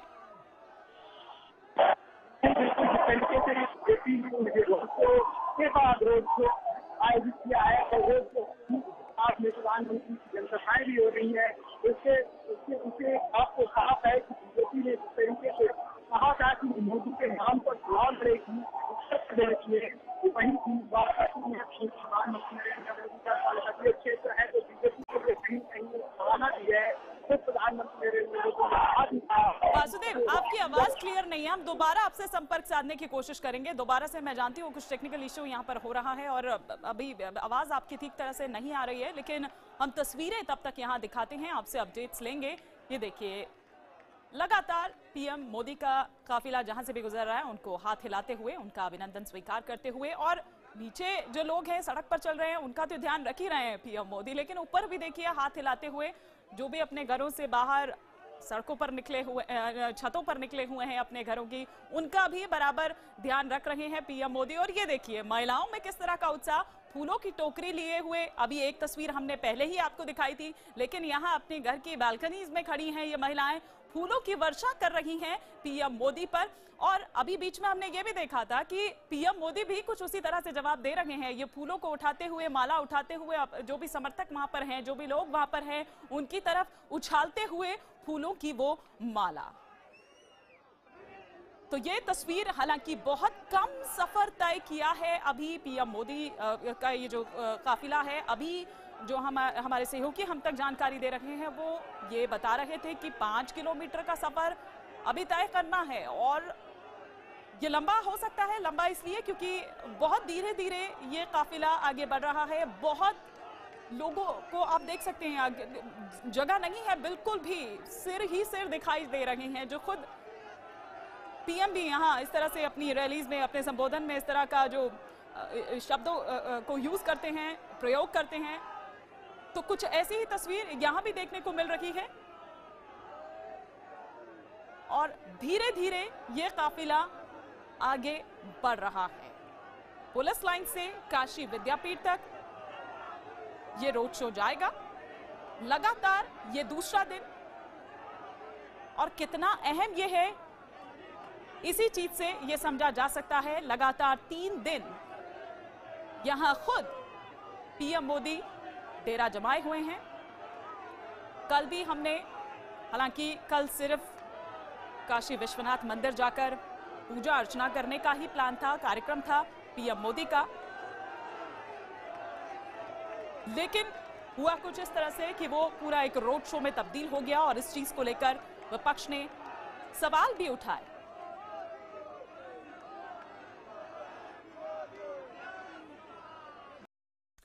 तो लगातार हम उस पर नजर बनाए हुए हैं, रोड शो कहां तक पहुंचा है ये काफिला, इसकी भी हम पल पल की जानकारी ले रहे हैं। लेकिन जो कार्यकर्ता है उनमें भी खासा उत्साह यहां पर देखने को मिल रहा है, आप देख सकते हैं।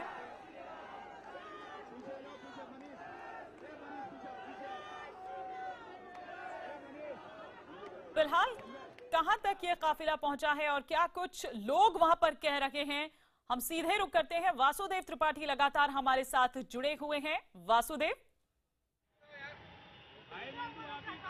ये काफिला अब आगे बढ़ रहा है, ये वाराणसी के हुकुलगंज से आगे बढ़ रहा है और इस वक्त कुछ देर में ही चौका घाट इलाके को क्रॉस करेगा और इसके बाद ये रोड शो चौका घाट इलाके के बाद में वाराणसी के तेलियाबाग इलाके से होते हुए काशी विद्यापीठ की तरफ जाएगा। लेकिन ये डिस्टेंस बहुत ज्यादा नहीं है, करीब 4 किलोमीटर की डिस्टेंस अब प्रधानमंत्री नरेंद्र मोदी की आखिरी पड़ाव से बच रही है। लेकिन इसमें वक्त जरूर लगेगा। कार्यकर्ता यहाँ पर लगातार बने हुए हैं, मोदी मोदी के नारे लगा रहे हैं और बड़ी संख्या में यहाँ पर कार्यकर्ता है। हाँ बताइए। कि मोदी जी यहाँ पे बहुत अच्छे से पहले दिन फिर से आ रहे हैं। और हम सीधे वासुदेव त्रिपाठी का रुख करेंगे। वासुदेव, क्या कह रहे थे ये लोग? समर्थक यहाँ पर पूरे उत्साह से लबरेज है हिमानी और अपने पूरे उत्साह में यहाँ पर मोदी मोदी के नारे लगा रहे हैं। जिस तरीके का रोड शो आज है, बहुमत से भाजपा सरकार आएगी, ये उत्तर प्रदेश की जनता बोल रही है।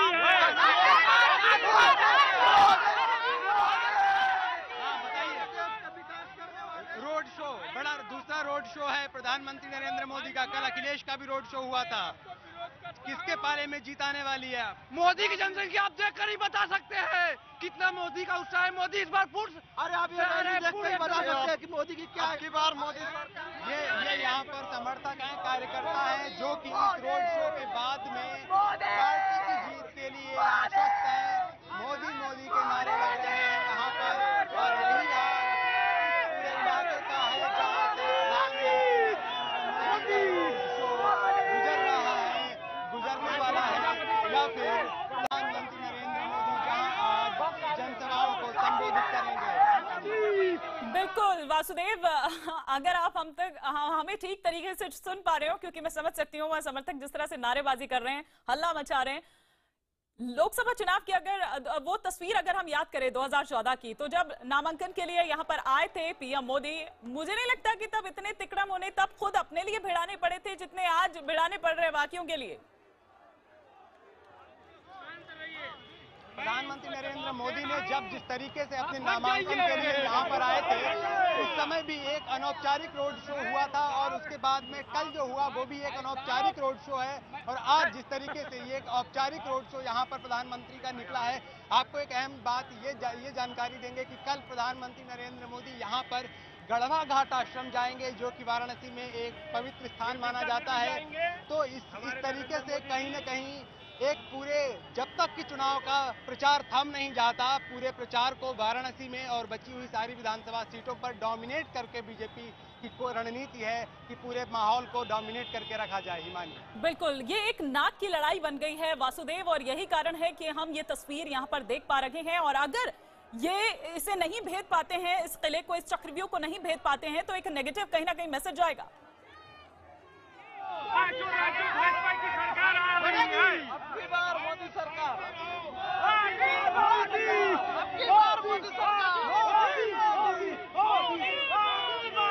तो समझ सकते हैं हम, मोदी मोदी के नारे यहाँ गूंज रहे हैं हर गली हर मोहल्ले में, जहां जहां से भी ये काफिला होकर गुजर रहा है। लेकिन वासुदेव, अगर आप मुझे सुन पा रहे हैं तो मैं अपना सवाल दोहराती हूँ कि बहुत जरूरी है, नाक की लड़ाई, प्रतिष्ठा की लड़ाई बनी हुई है और यही कारण है ये आखिरी चरण महत्वपूर्ण तो है ही, कितना महत्वपूर्ण है तस्वीरें बता रही है, लेकिन अगर नहीं इस किले को भेद पाए तो एक नेगेटिव मैसेज जाएगा।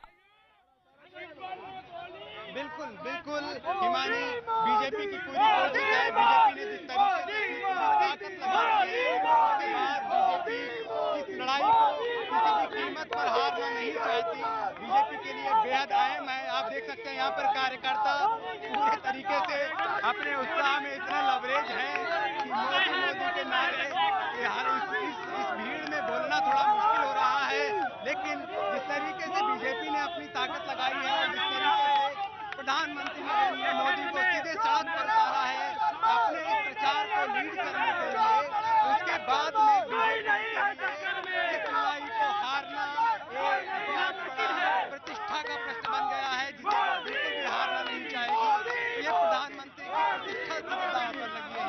बिल्कुल, प्रतिष्ठा से, प्रधानमंत्री की प्रतिष्ठा से जुड़ा हुआ ये एक सवाल, ये एक नाक की लड़ाई है और इसीलिए इतनी जोर आजमाइश यहाँ पर की जा रही है, इतनी जद्दोजहद यहाँ पर की जा रही है। लेकिन वासुदेव, क्या इतना बड़ा मार्जिन क्रॉस कर पाएगी बीजेपी? क्योंकि जिन 40 सीटों पर इस आखिरी चरण में चुनाव होना है, पिछले विधानसभा चुनाव में अगर हम स्थिति देखें तो बीजेपी के खाते में उनमें से सिर्फ 4 सीटें ही आई थी और उन 4 सीटों में 3 सीटें वाराणसी में ही थी। लेकिन क्या इस मार्जिन को वाकई में कवर कर पाएगी? बीजेपी के लिए बेहद अहम चुनौती है, लेकिन बीजेपी जो अपने समीकरण गिन रही है वो बीजेपी अपने समीकरण 2014 के आधार पर गिन रही है। जिस तरह से बीजेपी ने 2014 में एक बड़ी जीत हासिल की थी, वही बीजेपी यहाँ पर मान के चल रही है कि अगर उसी तरीके का समर्थन मिल जाए तो जीत को सुनिश्चित किया जा सकता है, समीकरण बदले जा सकते हैं। और प्रधानमंत्री नरेंद्र मोदी जिस तरीके से 2014 में लीड कर रहे थे कैंपेन, यही वजह है कि प्रधानमंत्री नरेंद्र मोदी उसी तरीके से सेंटर स्टेज में आ गए हैं और जनता के बीच में, समर्थकों के बीच में उसी तरीके से उत्साह भरा जा रहा है। हालांकि विधानसभा के मुद्दे अलग हैं, चुनौतियां अलग हैं, लेकिन इन सब के बीच में बीजेपी की रणनीति यही है कि केंद्र में नरेंद्र मोदी को रखकर अपनी बात को आगे जनता तक ले जाया जाए और जनता को उसका समर्थन कैद किया जाए। बिल्कुल वासुदेव, क्योंकि पार्टी ये जानती है कि यही एक चेहरा है, यही एक इमेज है इस चेहरे की कि जो चुनाव बना सकती है और जो माहौल है उसे अपने पक्ष में ला सकती है। तो इसीलिए एक इसी चेहरे पर सवार है, इसी लहर पर सवार है बीजेपी अभी भी और बीजेपी को यही पूरी उम्मीद है। तस्वीरें हम दिखा रहे हैं, पुलिस लाइन से शुरू हुआ ये काफिला काशी विद्यापीठ तक जाएगा। किस तरह की तैयारी वहां पर है, वहां भी हम पल पल की अपडेट्स लगातार लेंगे। लेकिन वासुदेव का एक बार फिर से हम रुख करना चाहेंगे। वासुदेव, मुद्दों की आप यहां पर बात कर रहे थे, तो वाराणसी की जो जनता है वो किस तरह के मुद्दे बता रही है? देखिए, मुद्दों का प्रश्न बहुत अपने आप में आप कह सकते हैं कॉम्प्लिकेटेड है। हर जगह के अलग अलग मुद्दे होते हैं। वाराणसी की अगर हम बात करें तो वाराणसी के मुद्दे, चाहे जनता के बीच में या फिर जो नेताओं ने जिस तरीके से पूरी अभी सियासत चुनाव में हुई है, जिस तरीके से आरोप प्रत्यारोप हुए हैं, तो वाराणसी में वही मुद्दे हैं जिन्हें 2014 में प्रधानमंत्री नरेंद्र मोदी ने उठाया था। और वाराणसी का विकास, गंगा की सफाई, वाराणसी की स्वच्छता या फिर काशी को क्योटो बनाने जैसे सवाल, ये तमाम सवाल हैं जो कि विपक्ष लगातार उठाता रहा है। और लेकिन जिस गंगा की आप बात कर रहे हैं वासुदेव, क्या इसको लेकर, इस मुद्दे को लेकर नाराजगी भी है कि जिस तरह से चीजें शुरू हुई थी उस तरह से की नहीं गई? ये क्योंकि सभ्यता से जुड़ा मुद्दा है, ये संस्कृति से जुड़ा मुद्दा है गंगा का।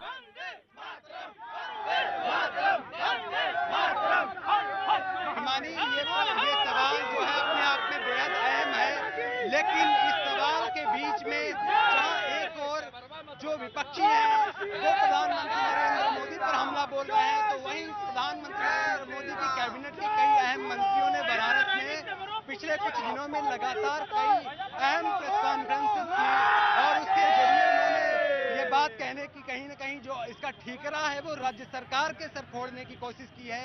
ये बताया गया है कि किस तरीके से केंद्र के काम को रोका जा रहा है। गंगा सफाई अभियान जैसे जो नमामि गंगे परियोजना है, ये बताया गया कि जो उत्तर प्रदेश सरकार है वो ऐसी सरकार है जिसने उसे एनओसी नहीं दी, इस वजह से उत्तर प्रदेश में नमामि गंगे परियोजना अटकी हुई है। और खुद प्रधानमंत्री नरेंद्र मोदी ने अपने भाषणों में, जो कल का उनका भाषण था, उसमें भी उन्होंने कहा कि हम पैसा देते हैं लेकिन आप हमें हिसाब दीजिए, और अगर आप हिसाब नहीं दे पा रहे हैं तो हमारी सरकार आएगी और हम विकास को आगे बढ़ाएंगे। तो सवाल वही है, लेकिन अब राज्य सरकार और केंद्र सरकार के बीच में ये वो मुद्दे कहीं न कहीं एक आपसी टसल, आपसी लड़ाई या फिर एक दूसरे के ऊपर आरोप प्रत्यारोप का मुद्दा बन गए हैं। बिल्कुल वासुदेव, कल भी मैं आपसे ये समझ रही थी कि जब शुरू हुआ था ये चुनाव, यूपी का खासतौर पर अगर मैं बात करूं, तो शुरुआत में मुद्दे कुछ और थे, अंत तक आते आते कुछ और हो गए। अमूमन ऐसा होता नहीं है, लेकिन यूपी में चीज दूसरी है। मैं चलिए आऊंगी, लेकिन ये देखिए, ये तस्वीरें हम दिखा रहे हैं, ये काफिला हम दिखा रहे हैं। वासुदेव से चर्चा भी आगे हमारी लगातार जारी रहेगी।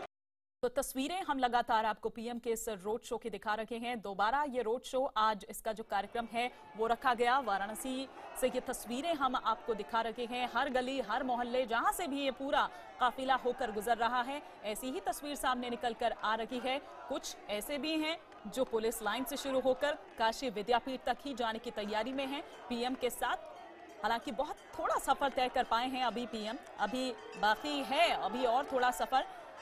कितने लोग यहाँ पर है, ये हुजूम जो आप यहाँ पर देख पा रहे हैं, इतनी ज्यादा भीड़ है, इसीलिए धीरे धीरे आगे बढ़ रहा है ये काफिला। और इसी की विस्तार से हमें लगातार जानकारी दे रहे हैं हमारे सहयोगी वासुदेव त्रिपाठी। वासुदेव, उस वक्त मैं आपसे ये भी समझ रही थी कि आपने ये पूरा कवर किया, इस दौरान क्या आपको कुछ लोग ऐसे भी मिले, क्योंकि इस दौरान हमने देखा कि अंत तक आते आते इस चुनाव में मुद्दे बदल गए। यहाँ बुर्का भी आ गया, यहाँ गधा भी आ गया, कब्रिस्तान भी आ गया, शमशान भी आ गया, और अब तो काशी बाबा भी इसमें शामिल हो गए हैं। क्या लोग भी इस तरह की बातें करते हुए नजर आते हैं? इस पर कुछ प्रतिक्रिया देते हैं।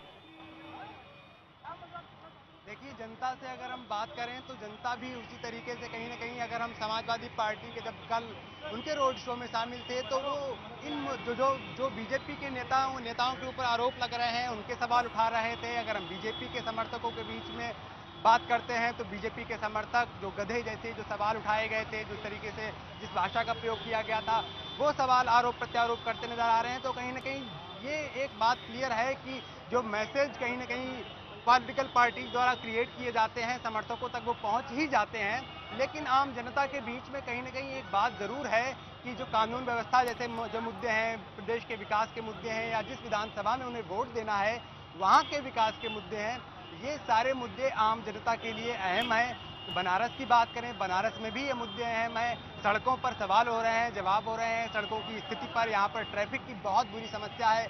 ट्रैफिक इतना प्राचीन शहर है, प्रधानमंत्री नरेंद्र मोदी लगातार कहते आए थे, लेकिन अभी भी वो समस्या कहीं ना कहीं बनी हुई है। तो इस तरीके से अगर हम एक बात ये कहें आपसे कि जो सवाल जनता के मन में है वो विकास के इर्द गिर्द केंद्रित है, तो इसमें ज़्यादा दोहराए नहीं होगा। लेकिन इन सब के बीच में एक जो अहम सवाल उठकर आ रहा है वो ये आ रहा है कि जिस तरीके से प्रधानमंत्री नरेंद्र मोदी अब आखिरी चरण में खुद सबसे आगे आ गए हैं, खुद इस पूरे इस चुनावी कैंपेन को लीड कर रहे हैं, और जिस तरीके से इन्हें जवाब देने के लिए बड़े नेताओं को, राहुल गांधी, अखिलेश यादव को सामने उतरना पड़ रहा है। एक ही दिन कल 2 रोड शो वाराणसी में देखे थे, और तब जबकि चुनाव हो रहे थे तो कहीं ना कहीं अब एक प्रधानमंत्री नरेंद्र मोदी के नाम पर जो बीजेपी ने चुनाव को खड़ा करने की कोशिश की थी उसे आगे बढ़ाती हुई नजर आ रही है। हिमानी, बिल्कुल, तस्वीरें हम यहाँ पर देख रहे हैं लगातार। ये तस्वीरें, ये जानकारी हम तक हमारे सहयोगी वासुदेव त्रिपाठी पहुंचा रखे हैं। वासुदेव, अभी पहुंचा कहाँ है वैसे अभी तक ये काफिला, और अभी कितना सफर और बाकी रह गया है, फिर आगे क्या? हिमानी, चौका घाट के आसपास ये रोड शो पहुंच गया है और यहाँ से इसे काशी विद्यापीठ तक पहुंचना है। उम्मीद की जा रही है कि अगले 1.5-2 घंटे में अगर इसी तरीके से रोड शो आगे बढ़ता रहा तो इतना समय लग सकता है। लेकिन प्रधानमंत्री नरेंद्र मोदी को चूंकि काशी विद्यापीठ में एक जनसभा को भी संबोधित करना है और उसके बाद फिर DLW के ग्राउंड में प्रधानमंत्री को वहां जाना है, वहां पर एक विशेष सभा आयोजित की गई है जिसमें प्रधानमंत्री नरेंद्र मोदी बनारस के विशिष्ट जनों से, प्रबुद्ध लोगों से रूबरू होंगे। ये विशिष्ट लोगों, प्रबुद्ध लोगों के लिए ये खास सभा आयोजित की गई है। तो कहीं ना कहीं अभी प्रधानमंत्री को आगे 2 कार्यक्रम और उनमें भी शामिल होना है, इसलिए ये उम्मीद की जा रही है कि ये रोड शो अब थोड़ा जल्दी आगे बढ़ेगा और काशी विद्यापीठ से तक पहुंचेगा, क्योंकि ऑलरेडी बहुत ज़्यादा इसमें लेट हो चुका है, देरी हो चुकी है। तो अब जो आगे काशी विद्यापीठ की जो रैली है वो अपने आप में अहम है कि वहाँ प्रधानमंत्री नरेंद्र मोदी बोलेंगे। इस रोड शो के बाद में वो क्या बोलेंगे, इस पर सबकी नजर है। ठीक है, 2 तस्वीरें हम यहाँ पर दिखा रहे हैं 2 कैमरों की निगाह से। एक तस्वीर आप देख पा रहे हैं जहाँ पर महिलाएं फूलों की टोकरी लेकर अब स्वागत में पलके बिछाए यहाँ बैठी हैं पीएम मोदी की। दूसरी तस्वीरें आप देख पा रहे हैं पीएम मोदी के काफिले की, जहाँ से होते हुए वो गुजर रहा है, और जहाँ से होते ये गुजर रहा है वहाँ पुष्प वर्षा हो रही है। लेकिन वासुदेव, अगर महिलाओं की यहाँ पर हम बात करें, वो क्या कहती हैं, वो किस तरह की बातें करती हैं? क्योंकि जब पीएम मोदी आए थे और उनको जिताने में युवाओं का तो था ही एक अहम योगदान, लेकिन महिलाओं का भी काफी योगदान था। यहाँ की महिलाओं की अगर हम बात करें, वो क्या कहती हैं, वो किस तरह से देखती हैं इस पूरे परिदृश्य को?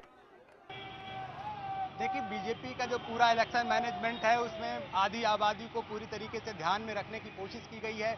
स्मृति ईरानी जो कि बीजेपी की कैबिनेट मंत्री हैं, बीजेपी सरकार में, वो यहाँ पर लगातार वाराणसी में कई दिनों उन्होंने कैंप किया था। तो महिलाओं के कार्यक्रमों में स्नेह मिलन जैसे कार्यक्रम रखे गए थे, जहां पर महिलाओं से उन्होंने मुलाकात की थी, भेंट की थी। और जो महिला सुरक्षा जैसे मुद्दे हैं, उत्तर प्रदेश में जिस तरीके से चुनाव के दौरान और कुछ पहले जिस तरीके की वारदातें हुई हैं, महिलाओं पर अत्याचार आरोप की जो जिस तरीके से लगते रहे हैं, गायत्री प्रजापति का जिस तरीके से मुद्दा है, जिस तरीके से बीजेपी इसे उठा रही है, इन सब मुद्दों को लेकर के महिलाओं के बीच में अपना एक पार्टी जन समर्थन तैयार करना चाहती है।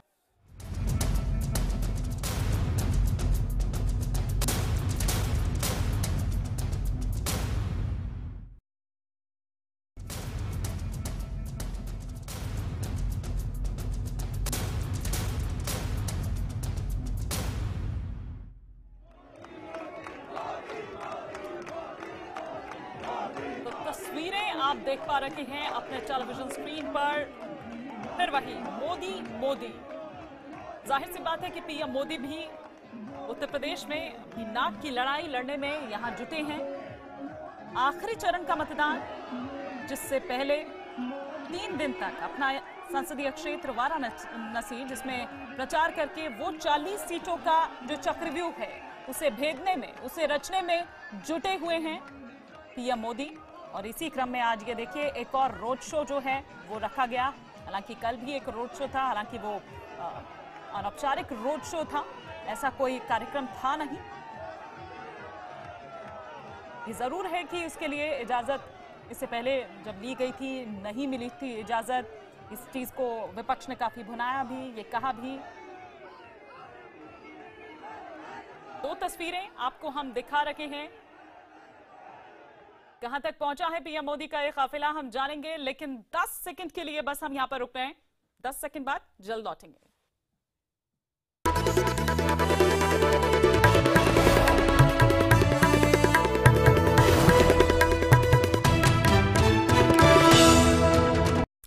तो आइए एक बार फिर से हम आपको लिए चलते हैं बनारस, जहां पर क्या तस्वीर निकल कर आ रही है ये आप देख पा रहे हैं। पहली तस्वीर पीएम मोदी के काफिले की, जहां सिर्फ मोदी मोदी यही गूंज सुनाई दे रही है। पूरी सड़कें, पूरा बनारस आप कह सकते हैं कि भगवा रंग में रंगा हुआ है। जहां जहां से भी ये काफिला गुजर रहा है, हर हर मोदी, घर घर मोदी, कुछ इसी तरह के नारे गूंज रहे हैं। कार्यकर्ता भी जबरदस्त उत्साह से लबरेज नजर आ रहे हैं।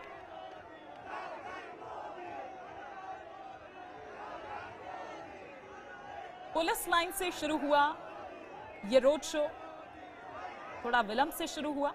पीएम थोड़ा देरी से पहुंचे, नई दिल्ली से वाराणसी पहुंचे हेलीकॉप्टर के जरिए, फिर उसके बाद पुलिस लाइन से शुरू हुआ। ये काफिला काशी विद्यापीठ तक जाएगा। लेकिन कितना अहम है और क्यों अहम है ये पूर्वांचल? बनारस के जरिए, काशी के जरिए पूरे पूर्वांचल पर निगाह है, पूरे पूर्वांचल पर प्रभाव डालने का पूरी ये कोशिश है। लेकिन उस बीच, उससे पहले भी कई सारी चीजें ऐसी रही, कई सारी बातें ऐसी रही।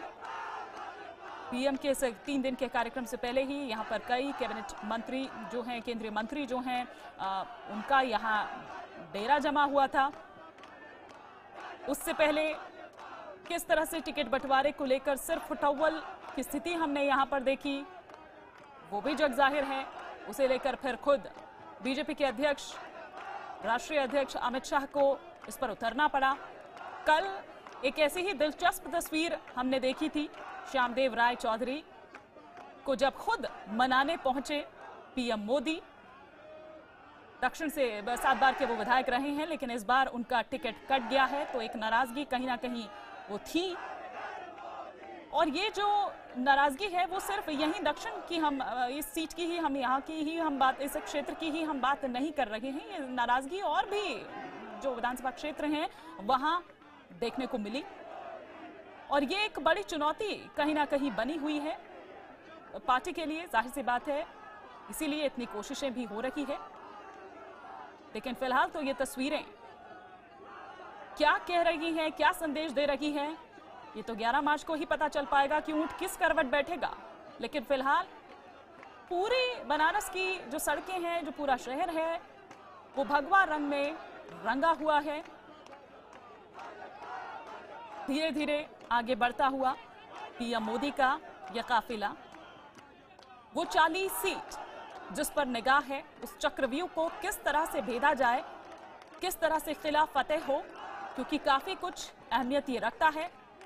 हालांकि 6 चरणों का पूरा आप ये कह सकते हैं कि पूरा जो चुनाव है वो निकल गया है। अब ये एक आखिरी चरण रह गया है, बहुत इंपॉर्टेंट। वाराणसी हालांकि हो चुके प्रधानमंत्री उस क्षेत्र से आते हैं, सांसद हैं, नाक की लड़ाई, प्रतिष्ठा की लड़ाई बनी हुई है और बीजेपी जो है वो इसी चेहरे पर चुनाव लड़ भी रही है। विपक्ष आरोप भी लगा रहा है कि उम्मीदवार कौन है, उम्मीदवार तो पीछे रह गए, मोदी आगे निकल गए, मतदाता जानता नहीं है कि उम्मीदवार कौन है, चेहरा पहचानता नहीं है।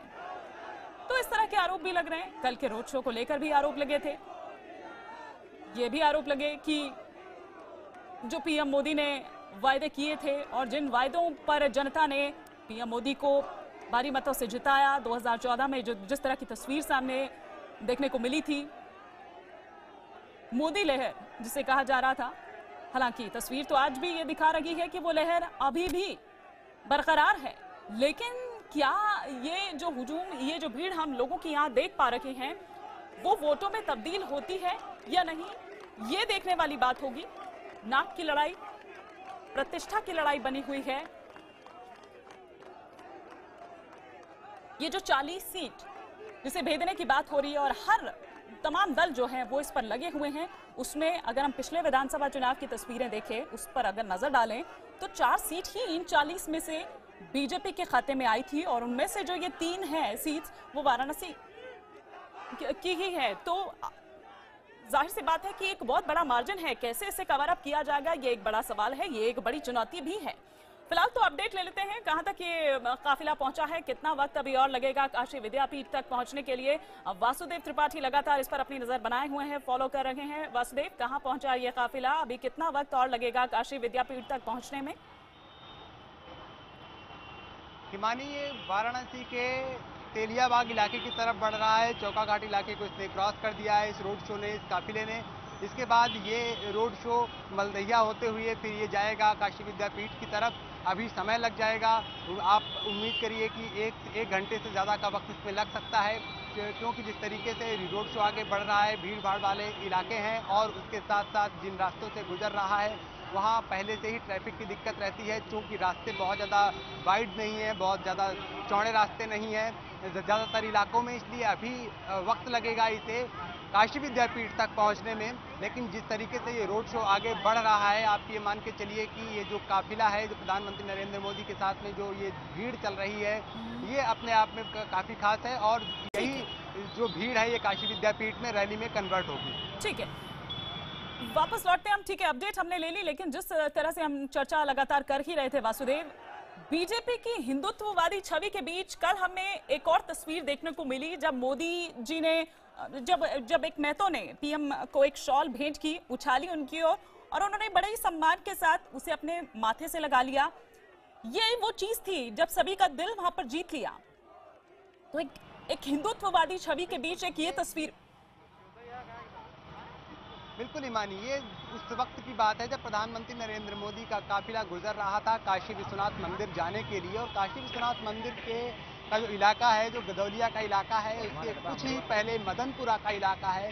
जो तस्वीरें कल लोगों ने देखी, वो तस्वीरें उस मदनपुरा इलाके की हैं। वो मुस्लिम बहुसंख्यक इलाका है, मुस्लिम डोमिनेटेड इलाका है, और वहीं पर तमाम जो मुस्लिम समर्थक बीजेपी के थे, प्रधानमंत्री नरेंद्र मोदी के जो समर्थक थे, वो आए हुए थे। उनमें से ही किसी ने वो चादर प्रधानमंत्री को भेंट की और प्रधानमंत्री ने उस चादर को ले लिया, अपने माथे से भी लगाया।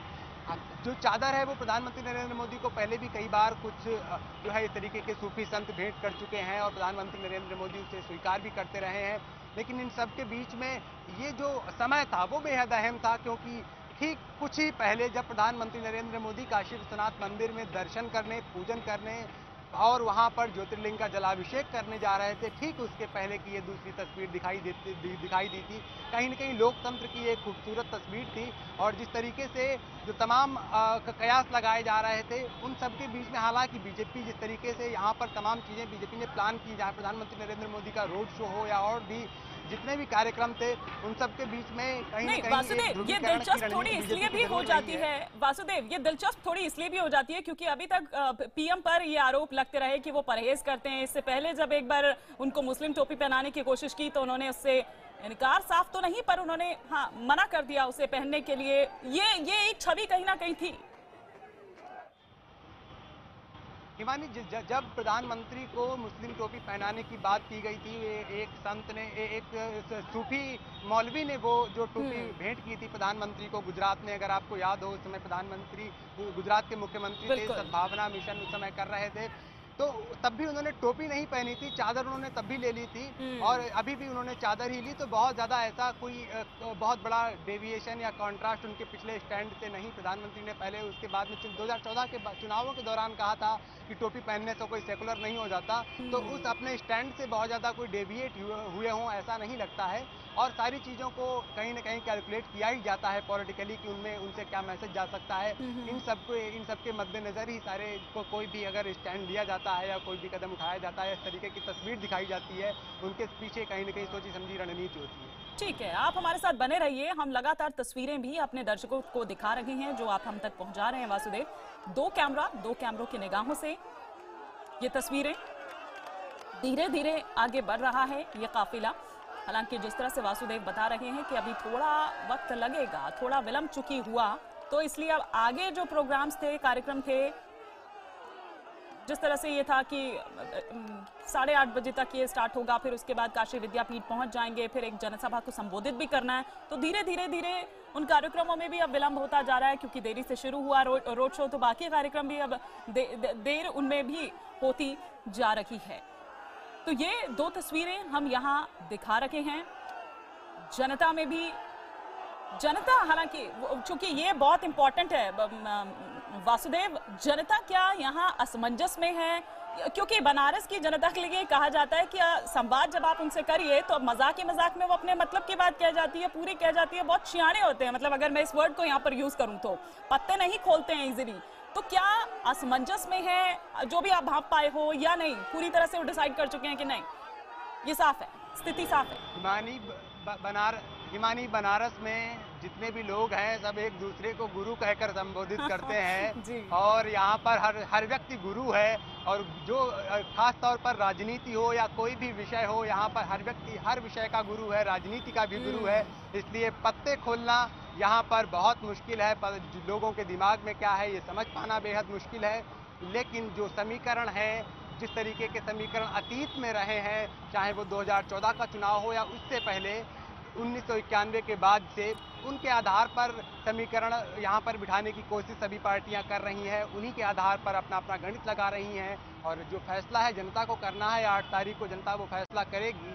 लेकिन इस तरीके के जो मेगा रोड शोज बनारस में किए जा रहे हैं, ये बात ज़रूर है कि बनारस के जो गुरु लोग हैं उनकी अहमियत बहुत ज़्यादा है।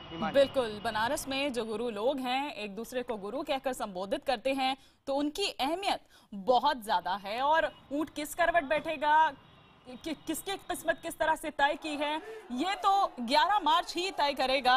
हालांकि बहुत ज्यादा अब टाइम नहीं रह गया है, अब अंतिम चरण जिसके लिए इतनी जद्दोजहद हो रही है, 8 मार्च को मतदान होना है और फिर 11 मार्च को नतीजे आ जाएंगे। तो क्या कुछ रहता है, किस करवट बैठता है ऊंट, ये देखने वाली बात होगी। लेकिन कितना असर इसका पड़ेगा वासुदेव, ये समझने की जरूरत है क्योंकि पूरा चुनाव तो निकल चुका है, अब बस ये आखिरी चरण रह गया है। ये ठीक है कि बहुत इंपॉर्टेंट है ये, 40 में से फिर मैं दोहराऊंगी कि सिर्फ 4 सीटें ही बीजेपी के पास, उसमें से भी 3 वाराणसी की ही, तो इन्हें बचाना ये भी एक चुनौती है। बाकियों को किस तरह से कवर अप कर पाए वो उससे बड़ी चुनौती है। हिमानी, बिल्कुल, अगर पिछले विधानसभा चुनावों पर नजर डालें तो कहीं न कहीं ये इलाका जहां पर 7वें चरण का चुनाव होना है, बीजेपी के लिए थोड़ी इनफर्टाइल लैंड रही है और लेकिन इस बार समीकरण पहले जैसे नहीं है। प्रधानमंत्री नरेंद्र मोदी के सांसद के बाद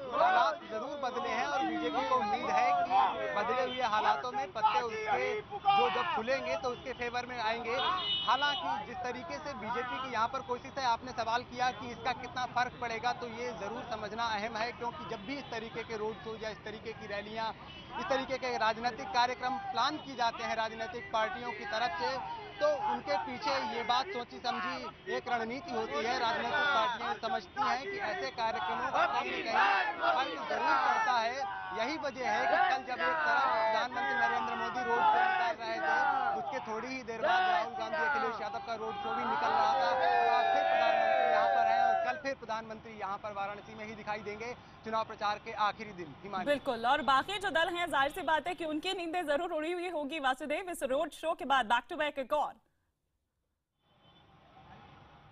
हिमानी, बिल्कुल देखिए, कहीं ना कहीं प्रधानमंत्री नरेंद्र मोदी की इस तरीके से वाराणसी में मौजूदगी, और उसके बाद आज प्रधानमंत्री वाराणसी में ही नाइट स्टे करेंगे, आज यहीं रुकेंगे और कल फिर यहीं से सुबह अपने कार्यक्रम की शुरुआत कर देंगे। तो कहीं ना कहीं चिंता का सबब तो होना लाजमी है, और इसकी काउंटर रणनीति भी तैयार की जा रही है।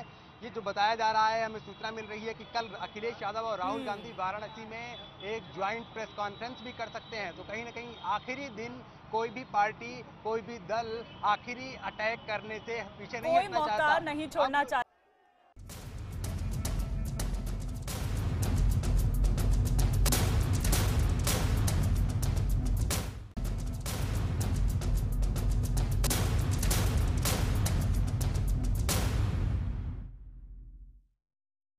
और आइए एक बार फिर से वापस लौटते हैं रोड शो की ओर। पीएम मोदी का ये रोड शो, जिसकी तस्वीरें हम लगातार आपको दिखा रहे हैं। अब से कुछ ही देर बाद ये रोड शो काशी विद्यापीठ तक पहुंच जाएगा। आज वाराणसी में ही रुकेंगे पीएम मोदी। एक जनसभा को संबोधित करने का भी आज का कार्यक्रम है पीएम मोदी का। हालांकि इससे पहले ये चर्चा थी कि 3 बजे ये रोड शो शुरू होगा। थोड़ा विलंब से चूंकि शुरू हुआ, इसलिए सारे कार्यक्रम अब धीरे धीरे उसमें भी विलंब होता जा रहा है।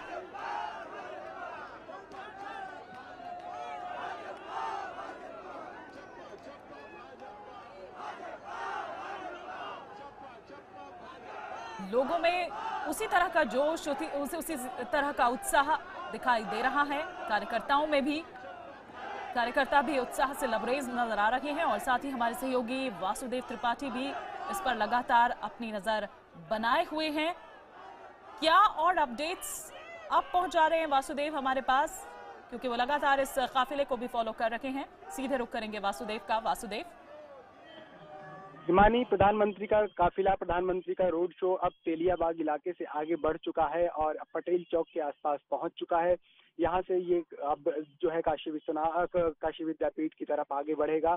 और अभी लेकिन जिस तरीके से ये रोड शो है, हम आपको ये बताना चाहेंगे कि अभी भी इसमें 1 घंटे के आसपास का वक्त लग सकता है काशी विद्यापीठ तक पहुंचने में। तो कहीं न कहीं अभी भी एक अच्छा फासला बाकी है, जो अंतिम पड़ाव है इस रोड शो का। हिमानी। वासुदेव, काशी विद्यापीठ से क्या जानकारी मिल पा रही है? वहां किस तरह की तैयारी है? क्योंकि इसके बाद वहीं जाकर ये पहला चरण जो इस रोड शो का है वहां समाप्त होगा, फिर उसके बाद एक जनसभा को भी संबोधित करने वाले हैं पीएम।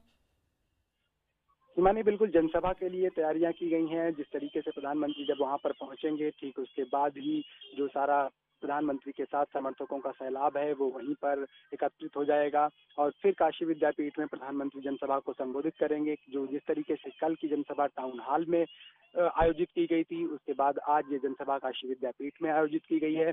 यहाँ पर प्रधानमंत्री नरेंद्र मोदी कहीं न कहीं जो आज का रोड शो रहा है उनका, वो वहीं से शुरुआत अपने भाषण की कर सकते हैं।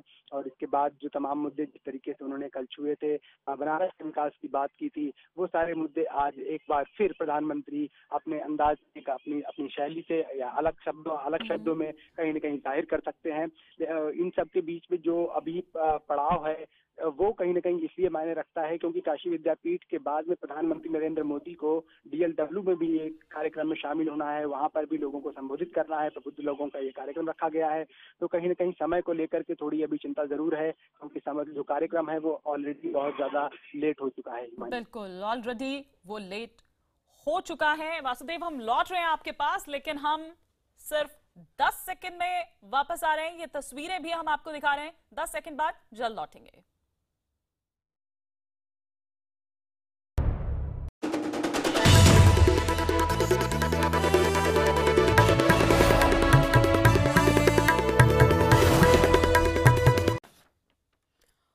और लगातार रोड शो पर हमारी निगाह बनी हुई है। पल पल की अपडेट्स जानकारी हम तक हमारे सहयोगी वासुदेव त्रिपाठी पहुंचा रहे हैं, जो लगातार इसे फॉलो कर रहे हैं।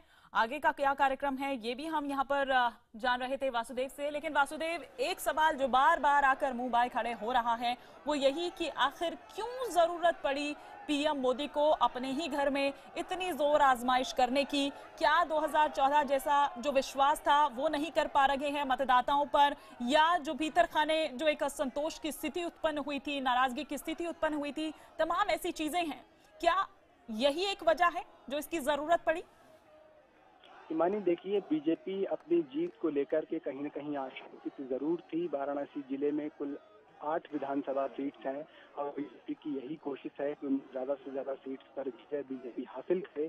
और वो इसलिए जरूरी है क्योंकि वाराणसी में जो विजय होगी, वाराणसी में जो जीत होगी, उसे सीधे सीधे तौर पर प्रधानमंत्री नरेंद्र मोदी से जोड़ के देखा जाएगा, उनके कामकाज से जोड़कर देखा जाएगा। लोग अभी भी उनके समर्थन में किस तरीके से खड़े हुए हैं इससे जोड़कर देखा जाएगा। 2014 का जो चुनाव था उसमें प्रधानमंत्री नरेंद्र मोदी वाराणसी की जो 5 विधानसभा संसदीय क्षेत्र में पड़ती हैं सभी पर करीब 1 लाख या उससे ज्यादा वोट मिले।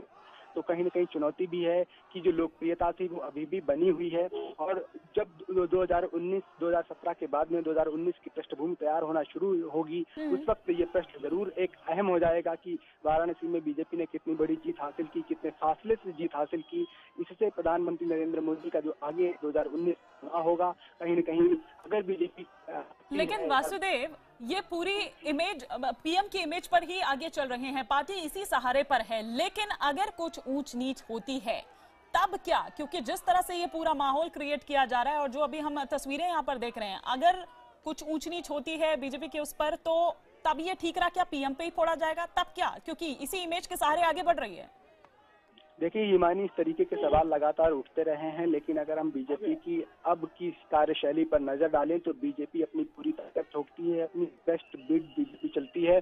और अगर हम बिहार चुनावों की बात करें तो बिहार चुनावों में जिस तरीके से प्रधानमंत्री नरेंद्र मोदी आगे आकर के उन्होंने पूरे बिहार में एक के बाद एक रैलियां की थी, एक दिन में बीजेपी प्रधानमंत्री की 3 रैलियां तक की गई थी। तो कहीं न कहीं उस वक्त भी ये सवाल उठाया जा रहा था कि अगर हारते हैं तो इससे प्रधानमंत्री की इमेज पर फर्क पड़ेगा। लेकिन सबके बावजूद बीजेपी ने प्रधानमंत्री को आगे रखा था। शुरुआत में ऐसा लग रहा था कि बीजेपी शायद बिहार के इस मॉडल पर से थोड़ा चल रही है, प्रधानमंत्री की उतनी ज्यादा रैलियां यूपी में नहीं की गई थी। लेकिन उसके बाद में आखिरी पड़ाव तक आते आते अब प्रधानमंत्री खुलकर पूरी तरीके से मैदान में आ चुके हैं। हालांकि विपक्षी जरूर, अगर कुछ ऐसा होता है कि बीजेपी जिस तरीके से उम्मीद कर रही है वैसे परिणाम नहीं आते हैं, बीजेपी के खिलाफ परिणाम आते हैं, तो विपक्षियों को एक बड़ा मौका जरूर मिलेगा। लेकिन इन सब के डर से कहीं न कहीं ऐसा लगता है कि बीजेपी अपनी ताकत लगाने से पीछे नहीं हटना चाहती। बीजेपी अपनी ताकत लगाने से निश्चित रूप से वासुदेव नहीं पीछे हटना चाहती है, कोई कोर कसर नहीं छोड़ना चाहती है। लेकिन जाहिर सी बात है कि जो विरोधी हैं उनकी भी निगाह इस रोड शो पर लगी हुई होगी। और जिस तरह से हम पहले भी आपसे बात कर रहे थे कि वो भी कहीं ना कहीं कुछ काउंटर अटैक करने की यहाँ पर कोशिश में जरूर होगी, एक स्ट्रैटेजी वो भी बना रही होगी। बिल्कुल हिमानी, कल राहुल गांधी और अखिलेश यादव की जो प्रेस कॉन्फ्रेंस प्रस्तावित है वाराणसी में, अगर वो प्रेस कॉन्फ्रेंस होती है तो सीधे तौर पर जो प्रधानमंत्री नरेंद्र मोदी के अब तक के कार्यक्रम यहाँ पर रहे हैं और कल जो कार्यक्रम होना है 3 दिन का प्रधानमंत्री का डेरा वाराणसी में जो रहा है, और उसके पहले पूरी बीजेपी के और जो तमाम सीनियर मिनिस्टर्स थे उनका जो डेरा रहा है, इसे लेकर के कहीं न कहीं हमला बोला जाएगा, सवाल खड़े किए जाएंगे। कल भी जिस तरीके से रोड शो के बीच में जैसे प्रधानमंत्री नरेंद्र मोदी के रोड शो के बाद में अखिलेश और राहुल के भी जो भी भाषण हुए उनमें भी सीधे प्रधानमंत्री के यहाँ पर इतनी ताकत लगाने को लेकर के सवालिया निशान खड़े किए गए थे। ये बताने की कोशिश की गई थी कि कहीं न कहीं बीजेपी डरी हुई है, इसलिए ये नौबत आ रही है कि प्रधानमंत्री को खुद आकर के इतनी ताकत लगानी पड़ रही है। तो बीजेपियों की रणनीति, जो विपक्षी हैं उनकी रणनीति बिल्कुल स्पष्ट है कि प्रधानमंत्री नरेंद्र मोदी की मौजूदगी को ही बीजेपी की कमजोरी के तौर पर दिखाया जाए। और कहीं न कहीं इसके पीछे कुछ जायज प्लेटफॉर्म भी है। लेकिन इन सब के बावजूद जो बीजेपी की रणनीति है वो सीधी है, साफ है कि प्रधानमंत्री नरेंद्र मोदी की ताकत से यहाँ के चुनाव को आगे बढ़ाया जाए और बीजेपी को वो नतीजे दिलाए जाएं जिसकी उसे जरूरत है, जिसकी उसे जरूरत है और जिसकी वो उम्मीद लगाए बैठे हैं। क्योंकि वो जान रही है कि यही वो चेहरा है, यही जिस इमेज को वो बनाकर ले चली है, यही इमेज है जो कि चुनाव बना सकती है। और उसे अपने पक्ष में करने का मादा रखती है। ये ठीक है वासुदेव कि अब तो पीएम मोदी खुद इस रणक्षेत्र में उतर चुके हैं, लेकिन इससे पहले अगर हम देखें तो जिन नाराज कार्यकर्ताओं की हम बात कर रहे थे, अभी भी नहीं कह सकते हैं कि स्थिति सब कुछ ठीक है अंदर खाने में, क्योंकि उन्हें कहीं भी इससे पहले प्रचार करता हुआ नहीं देखा गया। कल ठीक है श्यामदेव राय चौधरी को जरूर उन्होंने अपने साथ ले लिया, लेकिन उससे पहले वो भी कहीं ऐसे दिखाई नहीं दिए। तो ये नहीं कहा जा सकता कि अब भी सब कुछ ठीक है अंदर।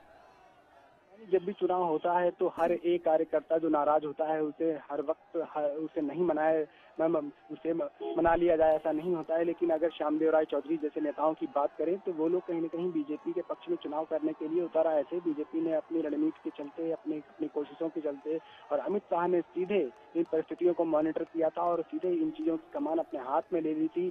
उन्होंने चौथे चरण के चुनाव के ठीक बाद वाराणसी में यहाँ पर आकर के डेरा डाला था। बहुत बड़ी यहाँ पर रात में मीटिंग्स की गई थी, सभी कार्यकर्ताओं को, यहाँ के नेताओं को, स्थानीय नेताओं को बुलाया गया था। उन सब चीजों को बीजेपी ने कहीं न कहीं अपने जो उसके अगेंस्ट चीजें जा सकती थी उन्हें अपने फेवर में करने की पूरी कवायद शुरू की थी और काफी हद तक जो विद्रोह थी, जो बगावत थी, उसे शांत भी कर लिया है। हालांकि कुछ लोग अभी भी बागी तेवर अपनाए हुए हैं और 100% लोगों को अगर ये कहा जाए कि शांत कर लिया गया तो ये ठीक नहीं होगा, लेकिन ऐसा शायद मुमकिन भी नहीं होता है। लेकिन कहीं न कहीं बीजेपी ने प्रधानमंत्री को बाद में सामने ला करके अब ज्यादातर लोगों को मना लिया है। श्यामदेव राय चौधरी जिनका आप जिक्र कर रहे थे वो भी अब बीजेपी के पक्ष में है और कल इस रोड शो में भी शामिल थे और उसके बाद में प्रधानमंत्री के साथ मंच पर भी वो दिखाई दिए। चलिए ठीक है, अब जरा हम इन तस्वीरों की अगर बात करें तो चूंकि अब अंधेरा हो चुका है वासुदेव, हम यहाँ पर देख रहे हैं, हालांकि सिक्योरिटी पर हम इससे पहले बात कर चुके हैं कि किस तरह की सिक्योरिटी क्या, लेकिन अब चूंकि अंधेरा हो चुका है, कई रास्ते ऐसे भी हैं, तो फिर अभी क्या आप देख पा रहे हैं यहाँ पर सिक्योरिटी पॉइंट ऑफ व्यू से? देखिए, सिक्योरिटी बहुत ज्यादा सख्त रखी गई है। जहाँ जहाँ प्रधानमंत्री का रोड शो गुजर रहा है, रास्ते को एक तरीके से तो सुरक्षा बल है उन्होंने अपने घेरे में ले रखा है। प्रधानमंत्री की जो गाड़ी है वो पूरी तरीके से एसपीजी के प्रोटेक्शन में है और उसके आगे सुरक्षा का एक बहुत बड़ा घेरा चल रहा है। तो सुरक्षा के लिहाज से काफी वो पुख्ता इंतजाम किए गए हैं, क्योंकि जिस तरीके से वाराणसी का इलाका है बहुत ही कंजेस्टेड इलाका माना जाता है और जिन जिन इलाकों से रोड शो गुजर रहा है, इतनी बड़ी भीड़ में कहीं न कहीं सुरक्षा को लेकर के सवाल खड़े ही होते हैं। लेकिन जिस तरीके से ये रोड शो है, जिस तरीके से इसकी रूपरेखा है, उसमें इतना मुमकिन हो सकता था। प्रशासन ने अपनी तरफ से सुरक्षा के पूरे पुख्ता इंतजाम किए गए हैं और यही वजह है कि इतना बड़ा रोड शो होने के बावजूद भी सब कुछ अभी तक शांतिपूर्ण तरीके से चल रहा है। बिल्कुल, प्रशासन के आगे भी चुनौती एक निश्चित रूप से है। ये अलग अलग तस्वीरें हम दिखा रहे हैं, पांडेपुर, हुकुलगंज, चौकाघाट, जिन इलाकों से अभी तक ये काफिला होकर गुजरा है, उन इलाकों की हम तस्वीरें थोड़ी देर पहले की आपको दिखा रहे हैं। और लगातार हम यहाँ पर बात ये भी कर रहे थे कि सुरक्षा की दृष्टि से अगर देखा जाए तो किस तरह से वहाँ पर तो सुरक्षा घेरे की भी यहाँ पर हमें बात बताई वासुदेव ने, हमारे सहयोगी, जो कि इस पर लगातार अपनी नज़र बनाए हुए हैं। लेकिन वासुदेव, जिस तरह से हम इस कार्यक्रम की बात करें जिसमें ऑलरेडी इतना विलंब हो चुका है, क्या ये भी संभव है कि आगे के जो कुछ कार्यक्रम हैं, क्योंकि अभी बहुत लंबा है कार्यक्रम की जो अगर लिस्ट की हम बात करें, क्या कुछ कैंसिल हो सकते हैं, कुछ बदलाव हो सकता है, कुछ ऐसी जानकारी? नहीं, ऐसी कोई भी जानकारी अभी नहीं है और इसकी संभावना लगभग नहीं के बराबर है, क्योंकि अब प्रधानमंत्री नरेंद्र मोदी को काशी विद्यापीठ में जहां पर अपने रोड शो का समापन करना है, वहीं पर जनसभा को संबोधित करना है। तो कहीं न कहीं हालांकि इसे उस जनसभा को थोड़ा जल्दी समाप्त करने की कोशिश जरूर की जाएगी। उसके बाद में प्रधानमंत्री को प्रबुद्ध जनों के कार्यक्रम में शामिल होना है। दोनों ही कार्यक्रम चूंकि पहले से ही प्रस्तावित है, उनकी रूपरेखा थोड़ा विलंब जरूर हो सकता है, लेकिन कोई भी कार्यक्रम रद्द होगा इसकी उम्मीद नहीं है। इसकी उम्मीद नहीं है। चलिए, आप नजर बनाए रखिए, थोड़ी देर का ब्रेक हम आपको भी देते हैं। और ये 3 तस्वीरें हम यहाँ पर दिखा रहे हैं, पांडेपुर, हुकुलगंज, चौकाघाट, जहाँ से अब तक पीएम मोदी का ये काफिला होकर गुजरा है, थोड़ा धीरे धीमे आगे बढ़ रहा है।